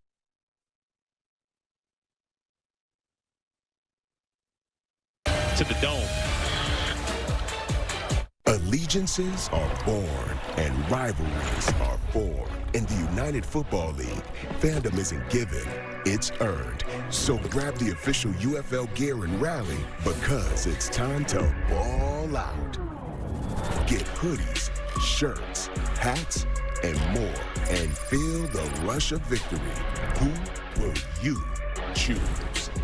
Head to shop.theufl.com and get your official gear today.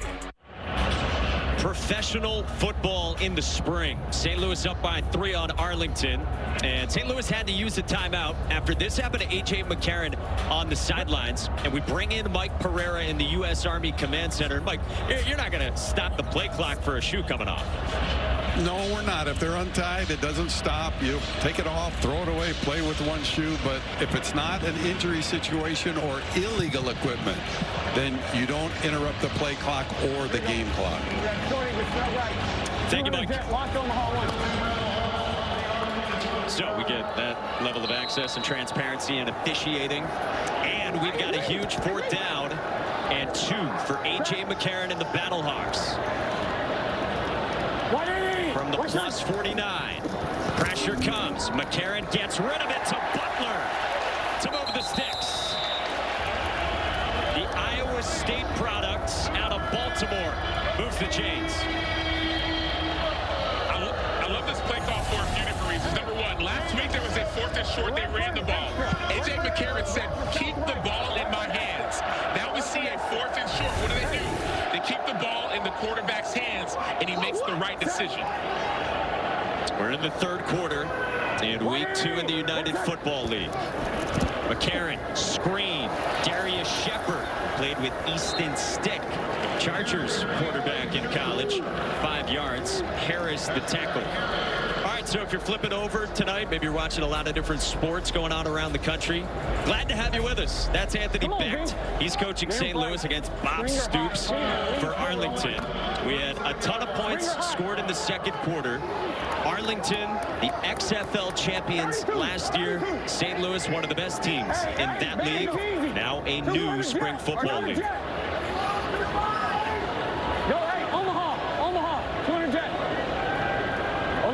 Live microphone on A.J. McCarron, who's always busy. Rolls out, directs, takes off. Late flag came in. McCarron a 1st down, shy of the 25. Might have been holding. Umpire has holding. Umpire has holding.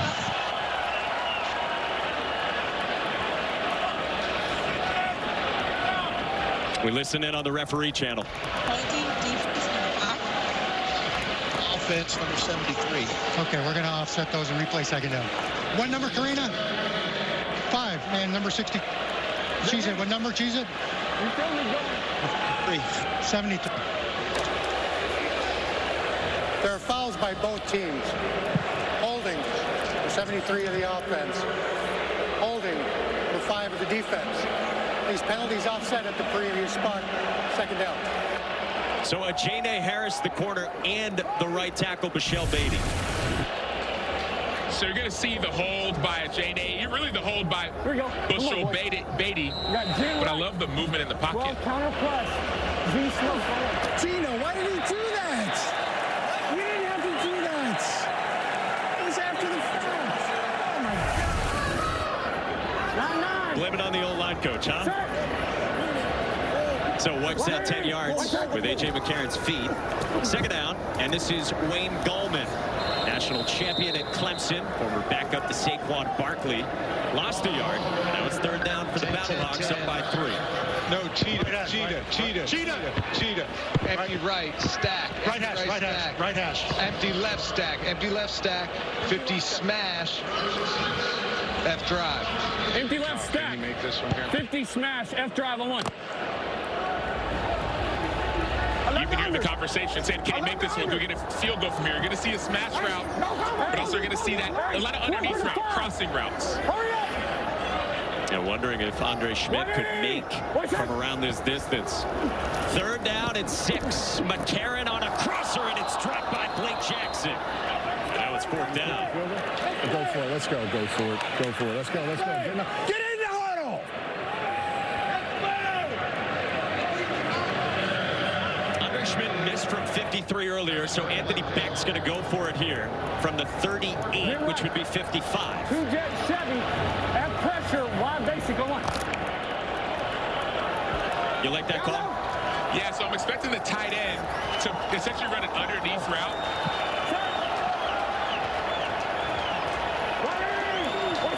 4th down and 6. 4-man rush. McCarron toward the sideline for Shepard. Didn't get there.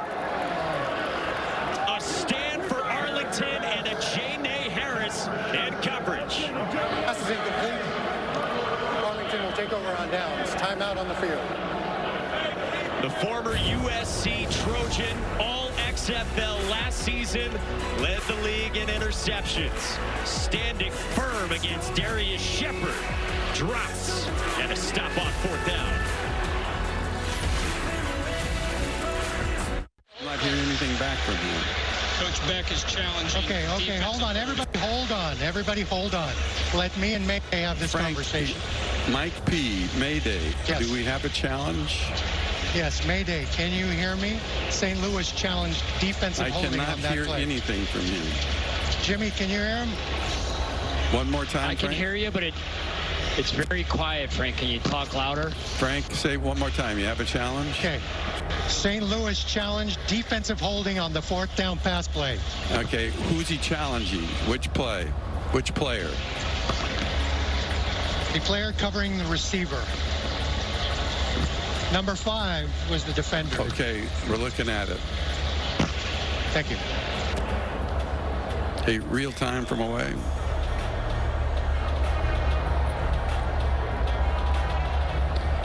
Okay, looking at this, he rides him as the receiver tries to break out in real time. There's a quick grab, but then he lets it go. He's going to lose the challenge. I'm not putting defensive holding on this play. There is no defensive holding.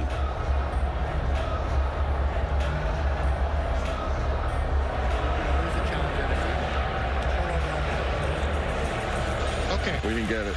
No defensive holding. You got it, Frank? No defensive holding. After reviewing the play, there is no penalty for defensive holding. St. Louis loses their timeout and a challenge. First down for Arlington.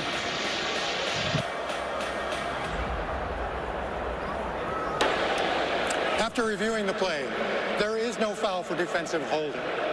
It will be 1st and 10 for Arlington. St. Louis is charged with their 2nd timeout of the half, and they lose their challenge for the remainder of the game. All right, we welcome you back to St. Louis with Anthony Beck challenging a penalty that wasn't called on a 4th down stop for Arlington. He's unsuccessful, no holding on a J.N.A. Harris, the DB. Sometimes when you watch plays in slow motion, you may say, hey, man, that should have been this call or should have been that call. But what Mike Pereira is looking at, there has to be a material restriction, and they're not looking frame by frame. They want to watch it in real time. They did not see that from the former Houston Roughneck of J.N.A. Harris, and that's why there was no penalty called. Mike Pereira at work in the U.S. Army Command Center, and there's a new partnership between the U.S. Army and the UFL, where in UFL markets, those two work together to host community events, to raise awareness, and to recruit the next generation of leaders. Really big-time stuff for this league. Tyler Vaughn's got it from Luis Perez, and he stumbled down with a first down right around midfield for Arlington here in the 3rd, down by 3. That was a throw on 1st down. Listen to Luis Perez, the quarterback. Hey, can't go run, and then pass on third. We can't do that. We're going run, pass, run, pass. Tell him that they're calling out run on first down. So make sure he knows that. Switch it up, yeah. So they didn't run, they threw it. They run it here on first down, and Lenny Brown for a loss. Callahan O'Reilly out of Montana State the stop. What do you make of that, Sam? As a defender, you start to notice tendencies. We're saying, okay, if the defender, first down, second down, all they're doing is running the ball. So we're going to be more aggressive. Safeties are going to come down and play the run, and we know third down, if we stop the run, they have to pass. You saw that change up. It was not a run. It was a pass on the play before. All of a sudden, big game. But then, if you go back to your tendencies, a run again, negative play. So what Arlington needs to do is to listen to Luis Perez and start passing it more on first down to keep the defense back on their heels. Lindsey Scott Jr., the backup quarterback, comes in and he threw it incomplete behind Zay Winstead. They didn't blow it dead, so Winstead loses yardage back to the 40 and ruled a backwards pass and a fumble.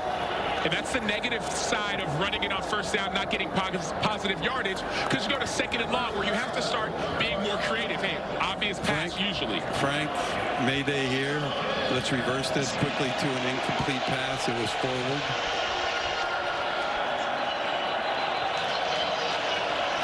Make the announcement.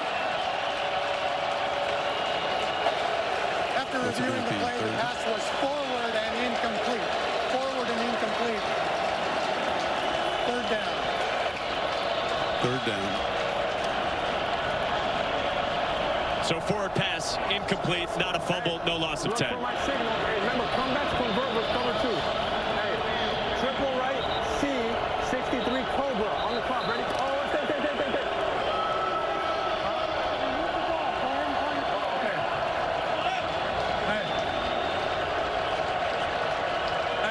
Hey, triple left, A, 62 Cobra on the clock. Ready?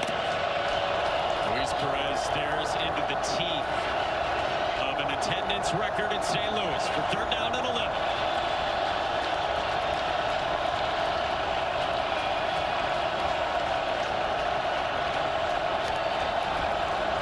Four-man rush. Perez, sideline, and it's caught. Javonte Payton, and a huge third down pickup. If you give Luis Perez time, he's going to make you pay. You heard that Cobra call. That's a deep comeback by Javonte Payton. He goes about 17 yards to make sure that when he comes back, he's past that first down marker. Luis Perez has nothing around his feet, makes a clean and easy throw. Great job by the offensive line. Payton, who got a look with the Eagles in the summer. When the Eagles lost in January, he tweeted, "I could have helped y'all Eagles, man. Better luck next year." Perez sets up a screen. It's Lenny Brown, the former Mountaineer out of West Virginia. And Brown rummages forward to the 21 with a first down. Tomorrow, Week 2 UFL continues. Birmingham and Michigan kick off at noon over on ESPN and ESPN+. Then Houston and DC in search of their first wins of the season, 4 Eastern on Fox. Bob Stoops and his team on the move. Anthony Becht used that challenge. His Battlehawks clinging to a 3-point lead late in the third. A couple of issues with using that challenge that you talked about. Not only do you lose the challenge, you also lose the timeout. Could come in handy if you need it later in the game. Perez looking for somewhere to go. Under pressure. Got it away and did get rid of it. Under pressure from Austin Fallu and Pita Daumoy-Pedu. Second down. Luis Perez talked about trying to get his feet better in the offseason. He knows that he's not the most mobile quarterback. This is all those ladder drills that people work on. This is when they come in handy, except for there's not usually 320-pound linemen coming at you. But that's where you see from Luis Perez, keeping the play alive. Huge, especially in the red zone. Cole, you like going back to Lindsey Scott here the way they've done a few times now? I like mixing it up a little bit, absolutely. Perez has had to avoid a pass rush most of the night. Scott takes off, and he gets bear hugged by Callahan O'Reilly, the former FCS All-American. Just a yard, third down. I will say that was a point of emphasis at halftime with that defensive coaching staff for the Battlehawks. They said 10 comes in the game. Do not fall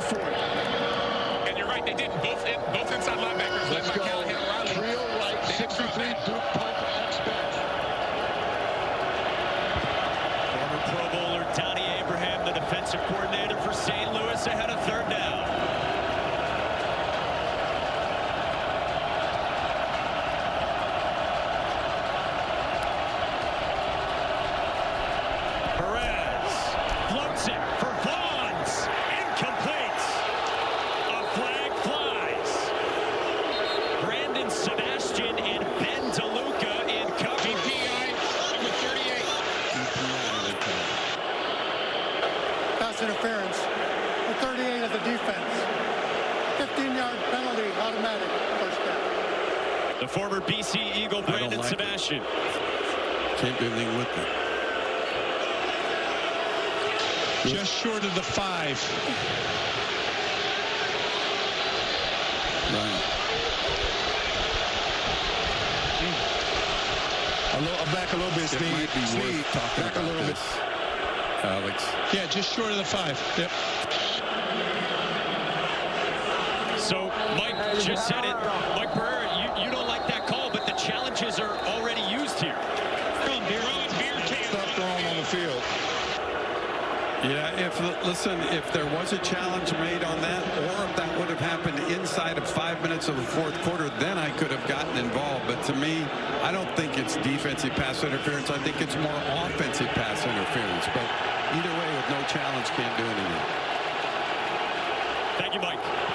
So the fans are in the stadium are cheering because they're hearing Mike Pereira, but the issue is there's no challenge left. Brandon Sebastian does a great job getting his head around.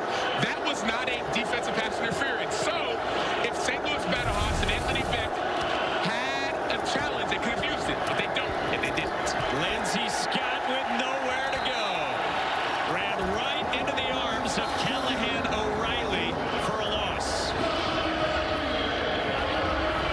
So a little bit of everything. Challenges used, but no matter what, even if you're successful, you don't retain it. So you don't have that get-out-of-jail-free card to use again. And that's the difference in the NFL versus the UFL. NFL coaches have 2 challenges. You can get another one if you get it right. This, you can challenge anything, called or not called, but you only have 1. So those fans weren't happy. It looked like they threw a couple of maybe bottles on the field in the end zone. Second down, Perez back in. Perez to the corner. Jumping bid and a catch for a touchdown. Sal Cannella up the ladder. Arlington leads.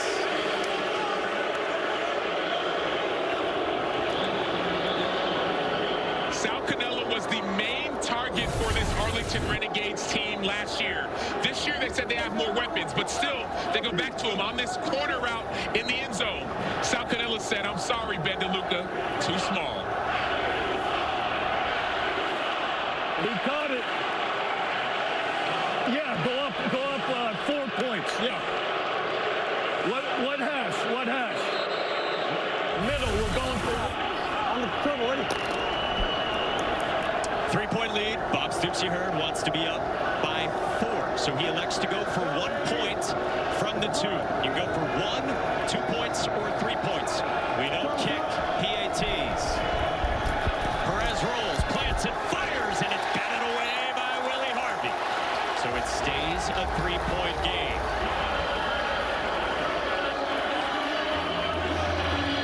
And the next stop on the F1 schedule is the Japanese Grand Prix. The race starts tonight at 1 a.m. Eastern, 10 Pacific, over on ESPN and ESPN Deportes.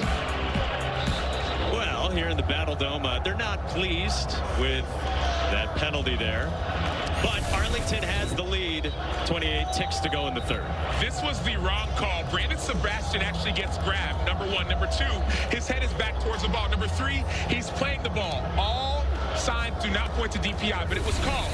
The issue is there was no challenge remaining for Anthony Beck. And so because there was no challenge remaining, this play is not reviewable unless it's under 5 minutes. Catch the ball, and your guy was into him early. But my guy was running the route in front of him. I mean, it's impossible. I'm just saying. Such a big play, man.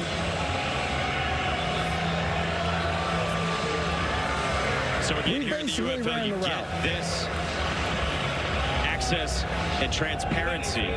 And you hear from Mike Pereira what he thinks the call would have been. Back to the ball, and we were bodying him out. I said, we ran the route.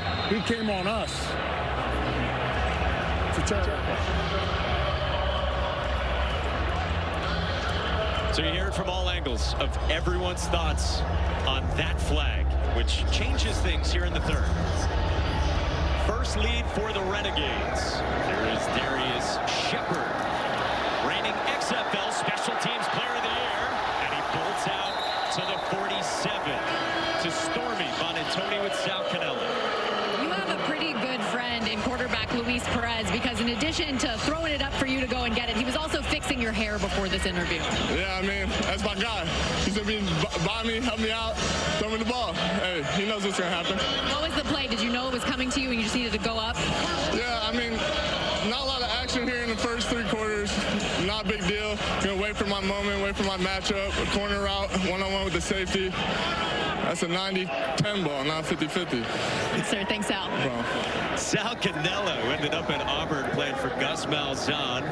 His quarterbacks there, Jared Stidham and Bo Nix. Arlington leads. A.J. McCarron. Downfield. Marcel Aitman is gone. 53 yards. And the Battlehawks are back in front.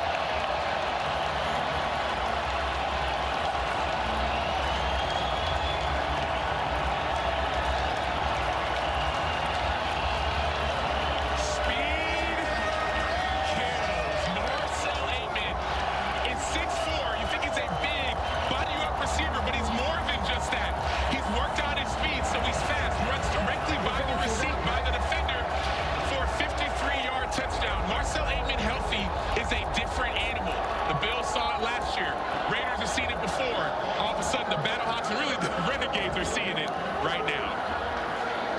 Second tutty for Marcel Aitman, who is all Big 12 at Oklahoma State, where he was teammates with Tyreek Hill and James Washington.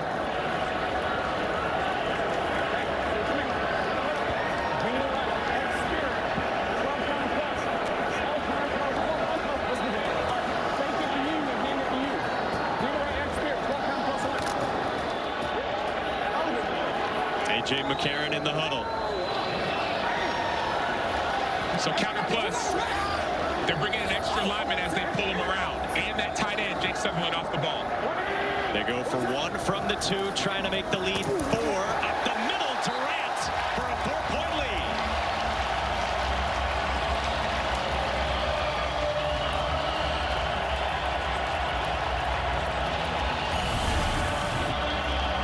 So you hear that counter plus. It gets the eyes of the defenders looking side to side. Mateo Durant is going straight downhill. But a bigger play, a better play. A.J. McCarron standing in the pocket, getting it to his star receiver, Marcel Aitman. On the delivery from A.J. McCarron. Let's go, baby. Great job.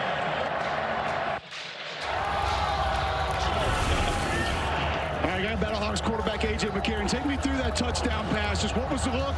You know, I know you want to try to respond there. What'd you see? Yeah, I mean, we just felt Five's been playing aggressive all night. It was a great call by Bruce up top. He's a hell of an offense coordinator. Happy to have him. Thanks, A.J. Yeah, appreciate it. 33-year-old two-time national champ who has spent 7 years in the NFL. But last year said he wanted to play in the XFL. Even after being with the Bengals this year, came back to St. Louis, now the UFL, and he is QB1 here at the Dome. He wants to play football, and not just to be on a roster and collect a check. He wants to get in the game. Why? Because it's fun, yes, but he wants his sons to watch him play. He's thinking about legacy, thinking about generations, thinking about his future. That's the difference in this league. This opportunity creates other opportunities for you and your loved ones. His boys watching. Juwan Manigo slipped the tackle shy of the 30, jukes outside at the 40. There is a flag down back at the 28 as Manigo is run out. Down judge has a hold.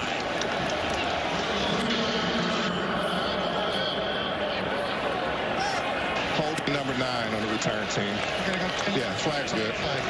Number 19? 9.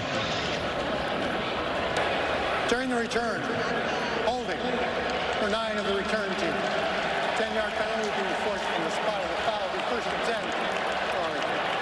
Well, Marcel Aitman has had a day. 2 touchdowns and 114 receiving yards. Marcel Aitman is one of the most talented receivers and even people I've been around. I got a chance to know him over the last few years. He's a great leader, a great father, a great human.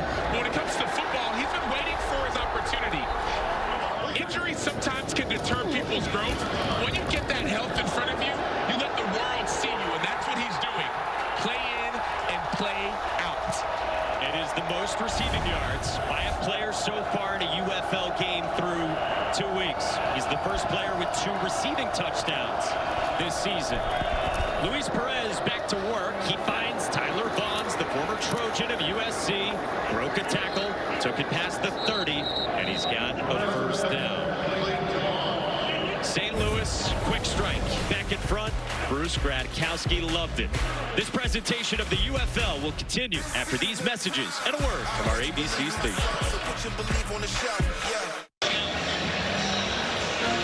Tomorrow afternoon, 3:30 Eastern, here on ABC. The Women's National Championship game between undefeated South Carolina and Iowa. Our pregame special gets it all started at 2 Eastern. Plus, Sue Bird and Diana Taurasi, they're doing their own commentary of the game on ESPN and ESPN+.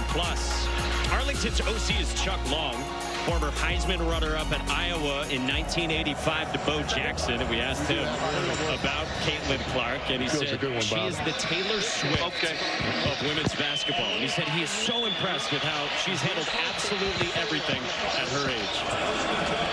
All right, Mike, I've heard a Taylor Swift reference and a Beyonce reference, the Swifties and the Beehive. I don't know what side they're on right now. We had a little Entourage reference earlier. Instead, green reception. We got it all happening as we start the fourth quarter. And Luis Perez loads it up. Deep shot downfield for Peyton to haul it in at the 25.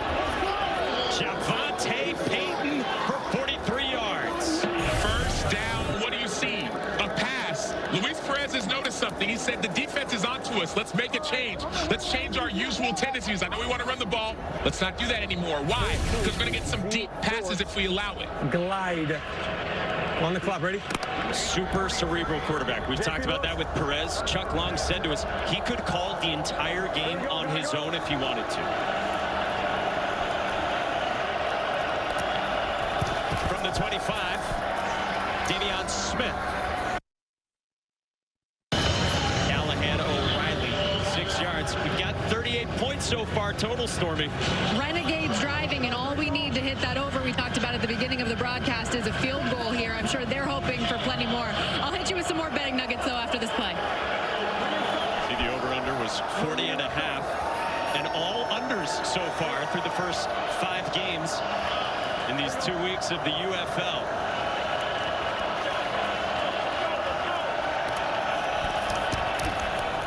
Perez steps up and gets whacked. Loss of 2, third down. O'Reilly the stop with Feeney. Let's go. 11. Flip 29. Flip 29. That's ridiculous. We didn't sub. The hell is that? You gotta be kidding me. So we got sports betting talk, but is he frustrated that they didn't sub and St. Louis's defense was allowed to sub? Yeah, St. Louis would hurry up. Usually if one team subs, you're allowed to sub on the defense, but there was no sub. Just hurry up. That's why he's so frustrated. Third down. Perez on a slant. Deontay Burnett the catch, and he shook free for a first down, and that will please Bob Stoops.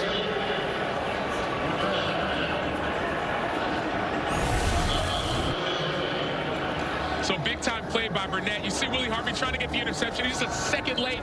That's why he missed that tackle. Last week he had 2 near picks. He's playing a little bit faster. In that time he's a little bit too fast. Deontay Burnett, former Rose Bowl star with USC. Trained a lot with Tyler Vaughns and Perez in the offseason. His first catch tonight. Davion Smith running it left side with a gallop to the 5. Stormy, what do you got? In prime scoring position right now here for Arlington, and they are still getting 4.5 points at this spot. I know they open a 5-point dog, so this number is not as good, but considering the spot that they're in right now, about to potentially take a lead to still get points is a good opportunity. It's been interesting watching the live lines throughout this game. At one point, they were getting as many as 7.5 points. St. Louis laying as few as 1.5, so there's a lot of great betting opportunities live if you're following along with these games. Yeah, decide where you want your shekels placed on ESPN Bet. Stormy, by the way, went 3-1 with her picks in week 1. Arlington on the move. On the doorstep. Perez in the pistol. Smith, the bulldozer up the middle for a couple of yards. Got about 2.5, very close to the sticks. What personnel we got in here? Hey, no stupid penalties. No stupid penalties. And it's third down. Hey, it's first down. Luis Perez thinks it's a first down, and that was not the call.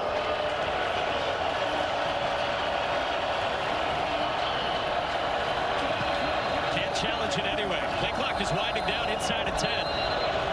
And so Arlington's got to use a timeout. First one for Bob Stoops. Thought they had the first down. They didn't. And this... Endurate. Dig in here, boys. Dig in. Let's go. Hey, this is wrong. Where's Seth? Seth. Hold on, I can't. Hey. Yeah. Austral. Hey, make sure snap first, okay? Secure the snap. No, don't. Hold on. And so 13.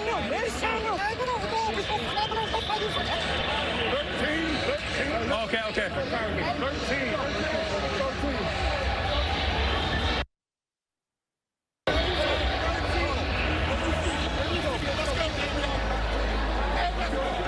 Hey, I right hit Fuzz, 34 power king. Hey, we're gonna go on one. Some fiery moments in there for Arlington, led by Luis Perez. And again, they thought they had the first down. They did. They did, and now you hear them say 13 personnel. That means 1 running back, 3 tight ends. Why do you go? You go big personnel to try and get a first down. This is the time the defense has to be aware. It's third and short, hard count, so you might be a little bit on your toes if you're defensively saying, hey, watch the snap, watch the ball. At one point, Luis Perez was talking to one of those tight ends, 87, Seth Green, who has played some Wildcat quarterback back in college.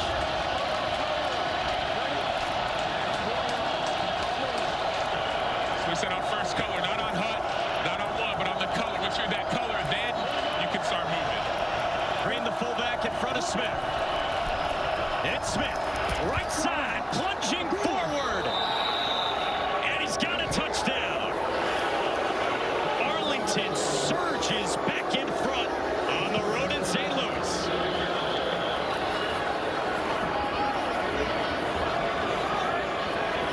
One of the benefits about being in that position is defensively you think it may be a hard count, so you may not be ready for a quick snap. Trough right, Ghostbusters, right? Hold on, make sure we got it. Tyler Lindsay. We got everybody? And the over hits as well for Stormy, who was very nervous after the first quarter. Well, Stormy, now you got 2 quarterbacks in for the Renegades. Perez and Scott side by side. Going for one. Scott faked the flip. Kept it alive. Fires and caught to Tyler Vaughns for an extra point. And the lead is 3 for the Renegades.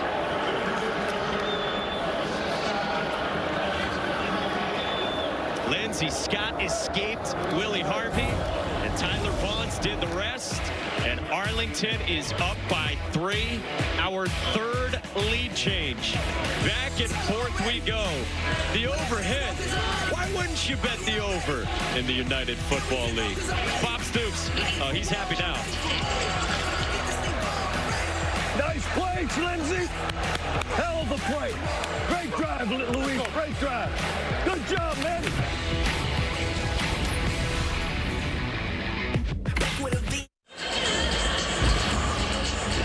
Arlington takes the lead 24-21. Compliments of this guy right here, Davion Smith, who you just told me that touchdown meant a little something more to you. Yep.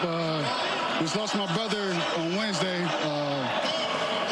This game I got a lot of emotion built up in it. I almost cried on the field, but I'm going to hold it in. I'm going to wait till I get in the locker room after the game, after we get this dub. What made you still come out here today despite going through that? Because I started playing football with him. That was the closest brother to me in age. We always played football, and I know he wouldn't have wanted any other way other than me to be on the field, you know. and celebrating him, really. How badly do you want to win this one? Very badly, like shaking badly. It wouldn't feel complete if we don't get this win. We're feeling for you. Thank you so much. Appreciate it. Incredible, guys. Incredible that he's here. Heartbreaking for Davion Smith, 29-year-old out of Warren, Ohio, who just shared he lost his brother on Wednesday, and he's out here playing tonight. Scores a touchdown to give Arlington the lead. A guy who is described to us by his offensive coordinator, Chuck Long, as being the heart and soul of this team. And they are surrounding him tonight, you know. And our thoughts go out to Davion and his family as well. Couldn't imagine what Davion is going through right now. Go to 18. I'm glad he's with his Go to 18. brothers on the field. Or just track 18. It's a hard situation. Puts it all in perspective. St. Louis down by 3. A.J. McCarron checks it down to Mateo Durant, who's had a big season debut. Colin Schooler, the Texas Tech product, wrapped up Durant after 6. You heard A.J. McCarron resetting that mic right there, just saying, go to 18, go to 18. Obviously wanted to reset that defense because he had a matchup that he liked to the right side. And Schooler, Cole, just came off injured after the stop. And now McCarron throws to Shepard along the sideline, turned it upfield, reached out for a first down. Donald Payne was there. Looks a little bit short, and 3rd down coming. Warriors hot. Warriors hot. When you talk about those calls and the checks, the audibles, everything from A.J. McCarron, he is as smart as it gets playing this position. 3rd down and 1. Durant got whacked. Shy of the 45 by LaRon Stokes, the former Oklahoma Sooner, in his season debut. And now it's 4th down. Big time play by LaRon Stokes. We talked about the movement earlier by the defense. One great thing about moving on the defense is that you usually think you're quicker than the offensive lineman. They think you're going to be one place, but you move somewhere else. You go around them, you have to get around to make that play. That's a big time play. That's why you stunt, to get negative plays on the offense. 4th and 2 at St. Louis's own 45 with 9+ minutes to go, and they're going to the air. McCarron off his back foot finds Shepard for a first down on a gutsy call. This game is about learning who you are and who you want to be. Last week they had a 4th and short. They did not get it because they ran it. A.J. McCarron said, we will not do that again. Trust me. Trust the receivers. Trust the offensive line. Trust Darius Shepard, a 3-time FCS national champion. One of the most reliable people on the field. A second 4th down conversion for this Battlehawks offense. To the former Green Bay Packer. Wayne Gallman saw Mike got just enough of that pressure up the middle. Helped out McCarron to get it away. And now McCarron, deep shot downfield for Butler. And it's incomplete. Tenny Adewusi was incomplete. Cheetah, empty right. Empty right. 51 Purdue. Take your time. Empty right. 51 Purdue. Say it again. Go again. Empty right, Purdue. Tell him. Nice, good repair. Nice, fast. Purdue. Let's save his time. 51. 5 seconds. Go ahead. Get it off. Go Ohio. Orlando. Because they only have 1 timeout left. They just get it off to McCarron, and he throws a dart to Darius Shepard. So again, the coaches can talk in these headsets all the way up to the snap and even during the play. Whereas in the NFL, there's a cutoff at 15 seconds remaining on the play clock. 10, double right close. 50 Z arrow slender. Double right close, 50 Z arrow slender. Double right close, 50. Z arrow slender, 1. But to your point, there's 8 headsets that you can talk to people through. So you can do 4 on offense, 4 on D, 5 on offense, 3 on D. You can talk to them, to receivers, quarterbacks, center, but it goes all the way throughout the snap. Whereas in the NFL, just 1 per side of the ball. 3rd down, McCarron changed his arm slot and zipped one in there right near the sticks to Blake Jackson, and this is close. 4th down, field goal. No? Here, let's let's go. We're measuring it. We're measuring it. We're measuring it. Give me something. 4th and 1 here. We got to play here. On the field is 4th down. So this is the official true line measurement once the ball gets spotted. This is not a review, but an optical measurement system using 4K cameras to tell us exactly how short St. Louis was. And they'll use it up to 30 inches up to that first down and 6 inches past the first down.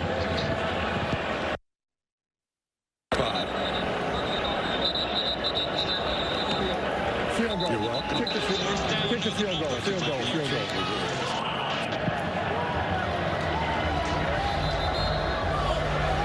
So now Anthony Beck wins out with a field goal call. A.J. McCarron kind of looks down as he comes up. Looked like he wanted to stay out on the field. But I understand why Anthony Beck kicks a field goal here. Remember, there's a running clock in the UFL, and so that clock will start ticking, especially in a scenario like this. 4th quarter, under 2 minutes, that's when the clock stops. So let's say you didn't get it. You went for it, don't get it. The other team, Arlington, could potentially run the rest of the clock out because of the rules. Andre Schmidt, the former Syracuse star, missed from 53. This is from 47 and for the tie. And on its way, and Schmidt drills it. Locked at 24.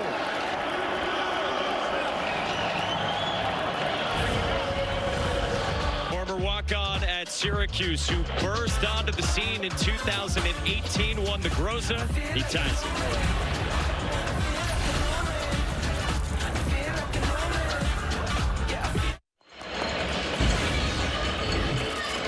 We are tied at 24 here in St. Louis, and head coach of the Battlehawks, Anthony Beck, with me. Please take me through that decision to go ahead and try to kick the field goal, take the points there. Look, I trust my players. We've been aggressive all game, okay?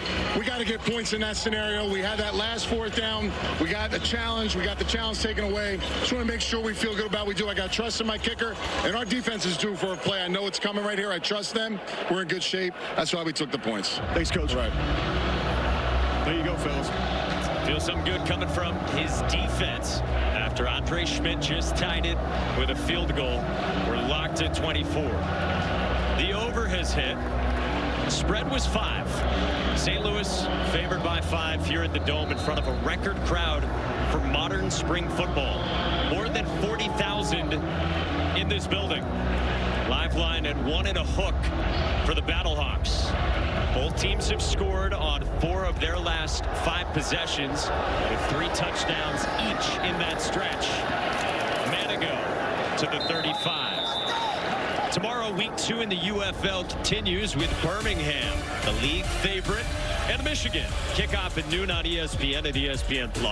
Then Houston and DC looking for their first wins of the season with kickoff at 4 Eastern on Fox.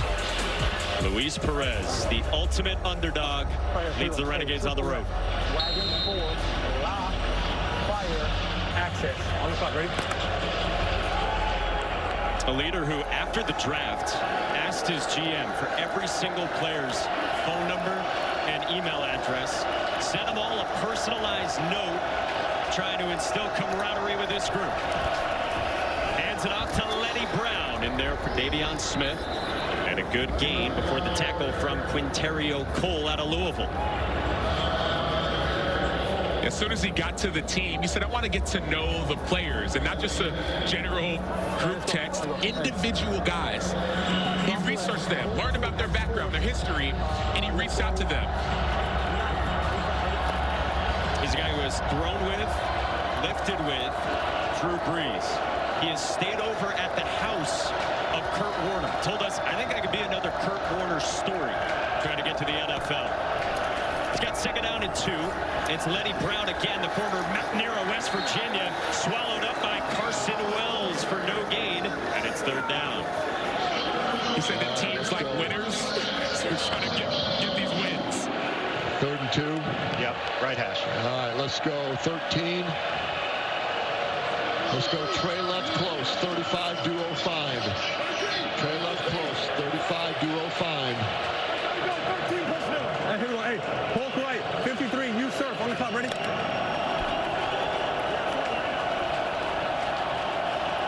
So you heard a different call than what was called up from Chuck. Looks like Luis called this himself.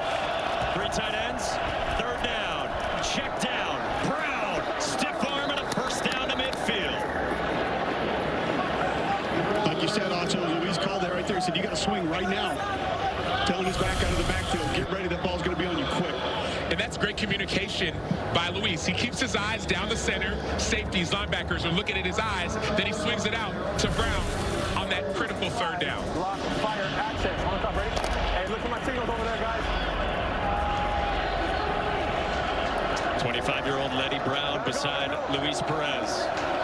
Brown, former All-Big 12 out of West Virginia. He's got it again, and he's got room. Tumbles down shy of the 40. Undercut by Ben DeLuca, the former Charger, and 9 yards. Let's go 11 Sonic 87. Wristband 2. Wristband 2.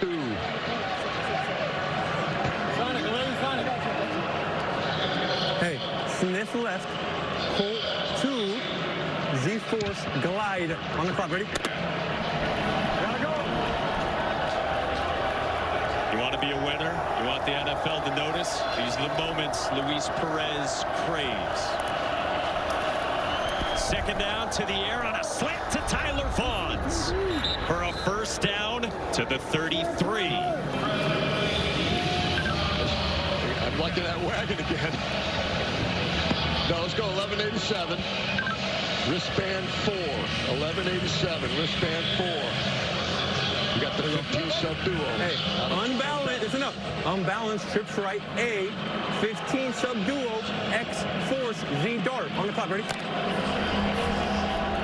Gotta go. Hear that unbalanced. The tight end's right and extra tackles to the left. Screen. Javante Payton, former SEC wideout, gets wrapped up after a couple. Well, Luis Perez watched YouTube to learn how to play quarterback. Spent 4 or 5 months there. This guy was a 9th string college quarterback at one point. His bowling career took precedence on his football career at times in high school. Yeah, it says he's bowled a perfect game, but he was one of the best bowlers at his school. He wanted to go play football. So what's he got, a dozen perfect games? Correct. Not just one perfect game. He does that. Inside of 3 minutes to go, we are tied at 24. It's Letty Brown again, a healthy dose of him, but not much there. Lakeem Williams stepping in for the injured Mike Rose was there with Quinterio Cole, 2 yards and third down. The downside of only having one timeout in this situation and a running clock is that right now Arlington is field goal range. Flip 11.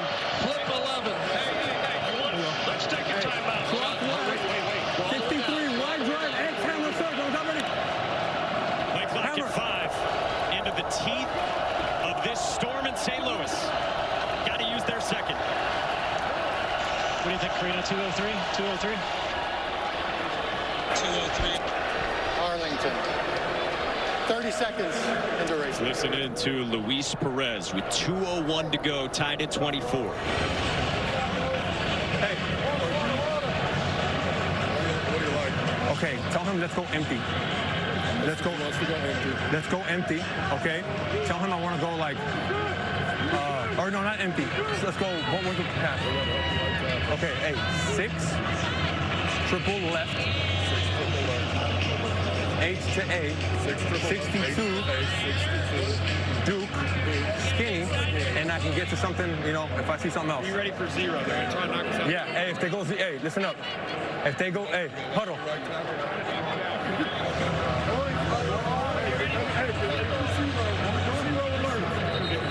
Hey, if they go 0, be ready for, hey, if they go 0, be ready for slant and go. Slant pump.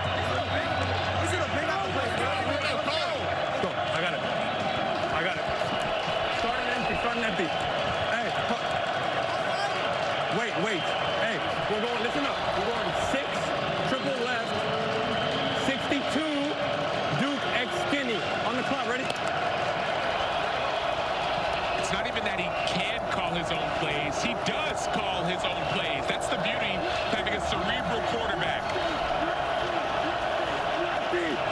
Chuck Long told us he's the undisputed leader of our team. He's got third down and 6. Luis Perez, sideline, incomplete. Chris Payton Jones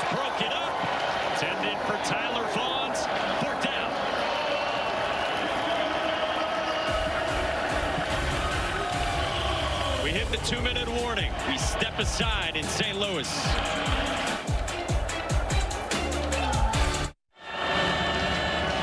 Two minutes to go in St. Louis, tied at 24, and Taylor Russolino is on for a 46-yard try, hoping to give Arlington the lead.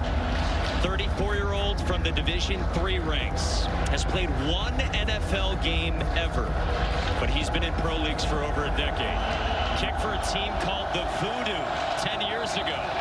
Got drafted in a China league by the Shanghai Skywalkers. His kick is on its way, and no good.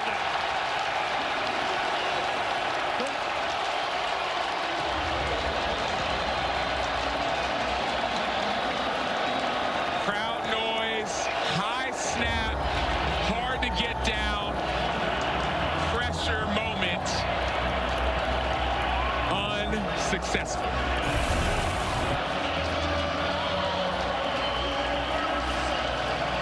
Cole told us he had the decibels before the commercial break at 100, maybe even more here. Listen, ball's on the left hash, so move over a little bit, right? Because he's going to try to kick it through the middle. Yeah, a little bit. You both got one timeout. Okay. You both don't have any time. Yeah. So Anthony Becht instructing, and Russolino's kick. Now there's a chance for Anthony Becht and St. Louis at home in front of this record crowd of more than 40,000 to grab the lead. A.J. McCarron in the 2-minute offense. From the 36, 4-man rush, McCarron over the middle and incomplete. He wanted Marcel Aitman, who's had a monster day with 2 touchdowns. Stephen Jones, the nickel in coverage. More typical clock rules now. Incomplete pass, clock will stop. Out of bounds, clock will stop. First down, like in college, clock will stop. 50, Ohio, F2, go on. Whereas up to this point, this game moves fast in the United Football League. One timeout left for Anthony Becht, and they've already used their challenge. McCarron on second down, a crosser and dropped. A little bit high for Darius Shepard. Jones again in coverage, and it's third down. There you go. It's all right. It's all right. Trips right, 3-jet wrap. Trips right, 3-jet wrap. X bench. Yeah. No. Trips right. 3-jet wrap. X stutter stop on 1. Here we go. A.J. McCarron was in the NFL this year, but he was still texting Anthony Becht, wondering who's going to be on this roster. And he came back to St. Louis for year 2. On third down, McCarron down the center of the field and nearly picked. And now a flag flies. Miles Dorn dropped it. Hakeem Butler got a wall it, and a flag came in. Oh my gosh, yes. Pass interference. With 5 of the defense. 15-yard penalty with an automatic first down. On a J.J. Harris, the corner. Spot of the 48. 48's a good spot. Are we going spot foul or 15? Are we going 15? 15. Less than 15. Spot foul? That's short of 15 and spot. Correction. Penalty is a first down at the spot of the foul. So you heard that. If it's less than 15 yards, say spot foul, 15 or more, it's a 15-yard penalty. We're good. Yeah, we're good. Same thing. Mickey. Wherever it's spotted, A.J. McCarron's ready to go. With 1:43 left in the fourth quarter, tied at 24. Mateo Durant up the middle with the seam. Durant showing off those wheels and dragging defenders down inside the 15. 41 yards. Mateo Durant is a big play waiting to happen. You heard Donald Payne say they're going to run the ball, but they wasn't a pass look. You have 3 down linemen, and was thinking it was going to be a pass, but unfortunately for the defense, they weren't able to get set. So we are inside of 90 seconds to go, an eternity for St. Louis, which will want to be patient with this and manage it and not leave much left for Bob Stoops. No, yeah, you want to keep the ball out of the defense's hands. So slow play it, and then you want to kick a field goal, in my opinion, to try and win it. Durant breaks the tackle, and he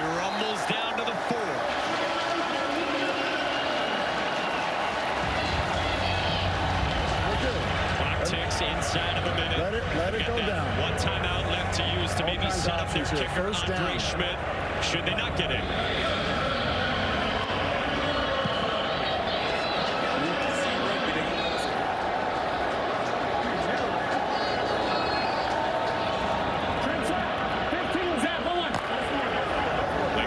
They're taking their time. You heard them say no score, no score. Because if you score, Arlington will get the ball back. Durant again. And he'll just tumble down. 24 seconds to go. LeBron Stokes on the stop.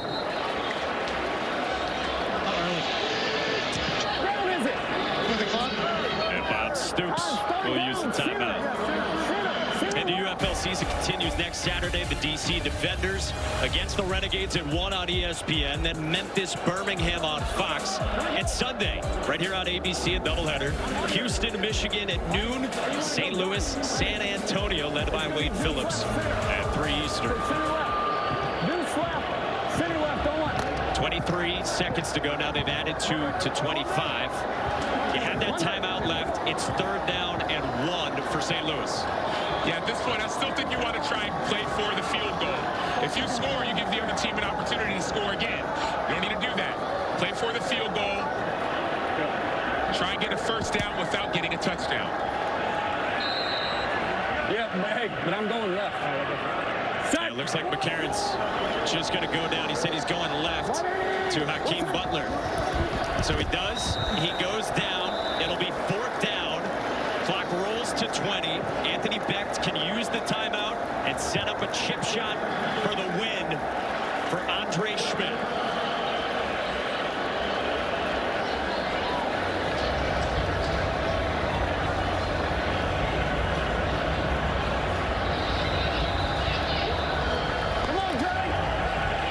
Anthony Becht managing these moments. Well done, man. That's a hell of a job. First game here in St. Louis at home. He told us, I feel like I owe the fans something. They just love the game of football here. A lot of them aggravated. Football got taken away. This was the pass interference earlier drawn by Hakeem Butler. See J.J. Harris getting in the way of Hakeem Butler. He's such a big body, so you're trying to stay on his body, but it's so difficult when he's 6'6", and so that penalty leads to this potential game-winning field goal. Former Lou Groza Award winner at Syracuse as the best kicker in college football. Andre Schmidt, 24, and in camp this fall with the Bears. A.J. McCarron and Mateo Durant set up Schmidt. And now he kicks for the win from 22. In front of a record crowd of more than 40,000 at the Dome in St. Louis. Andre Schmidt is good! And St. Louis wins it. Oh, man, I gotta love that.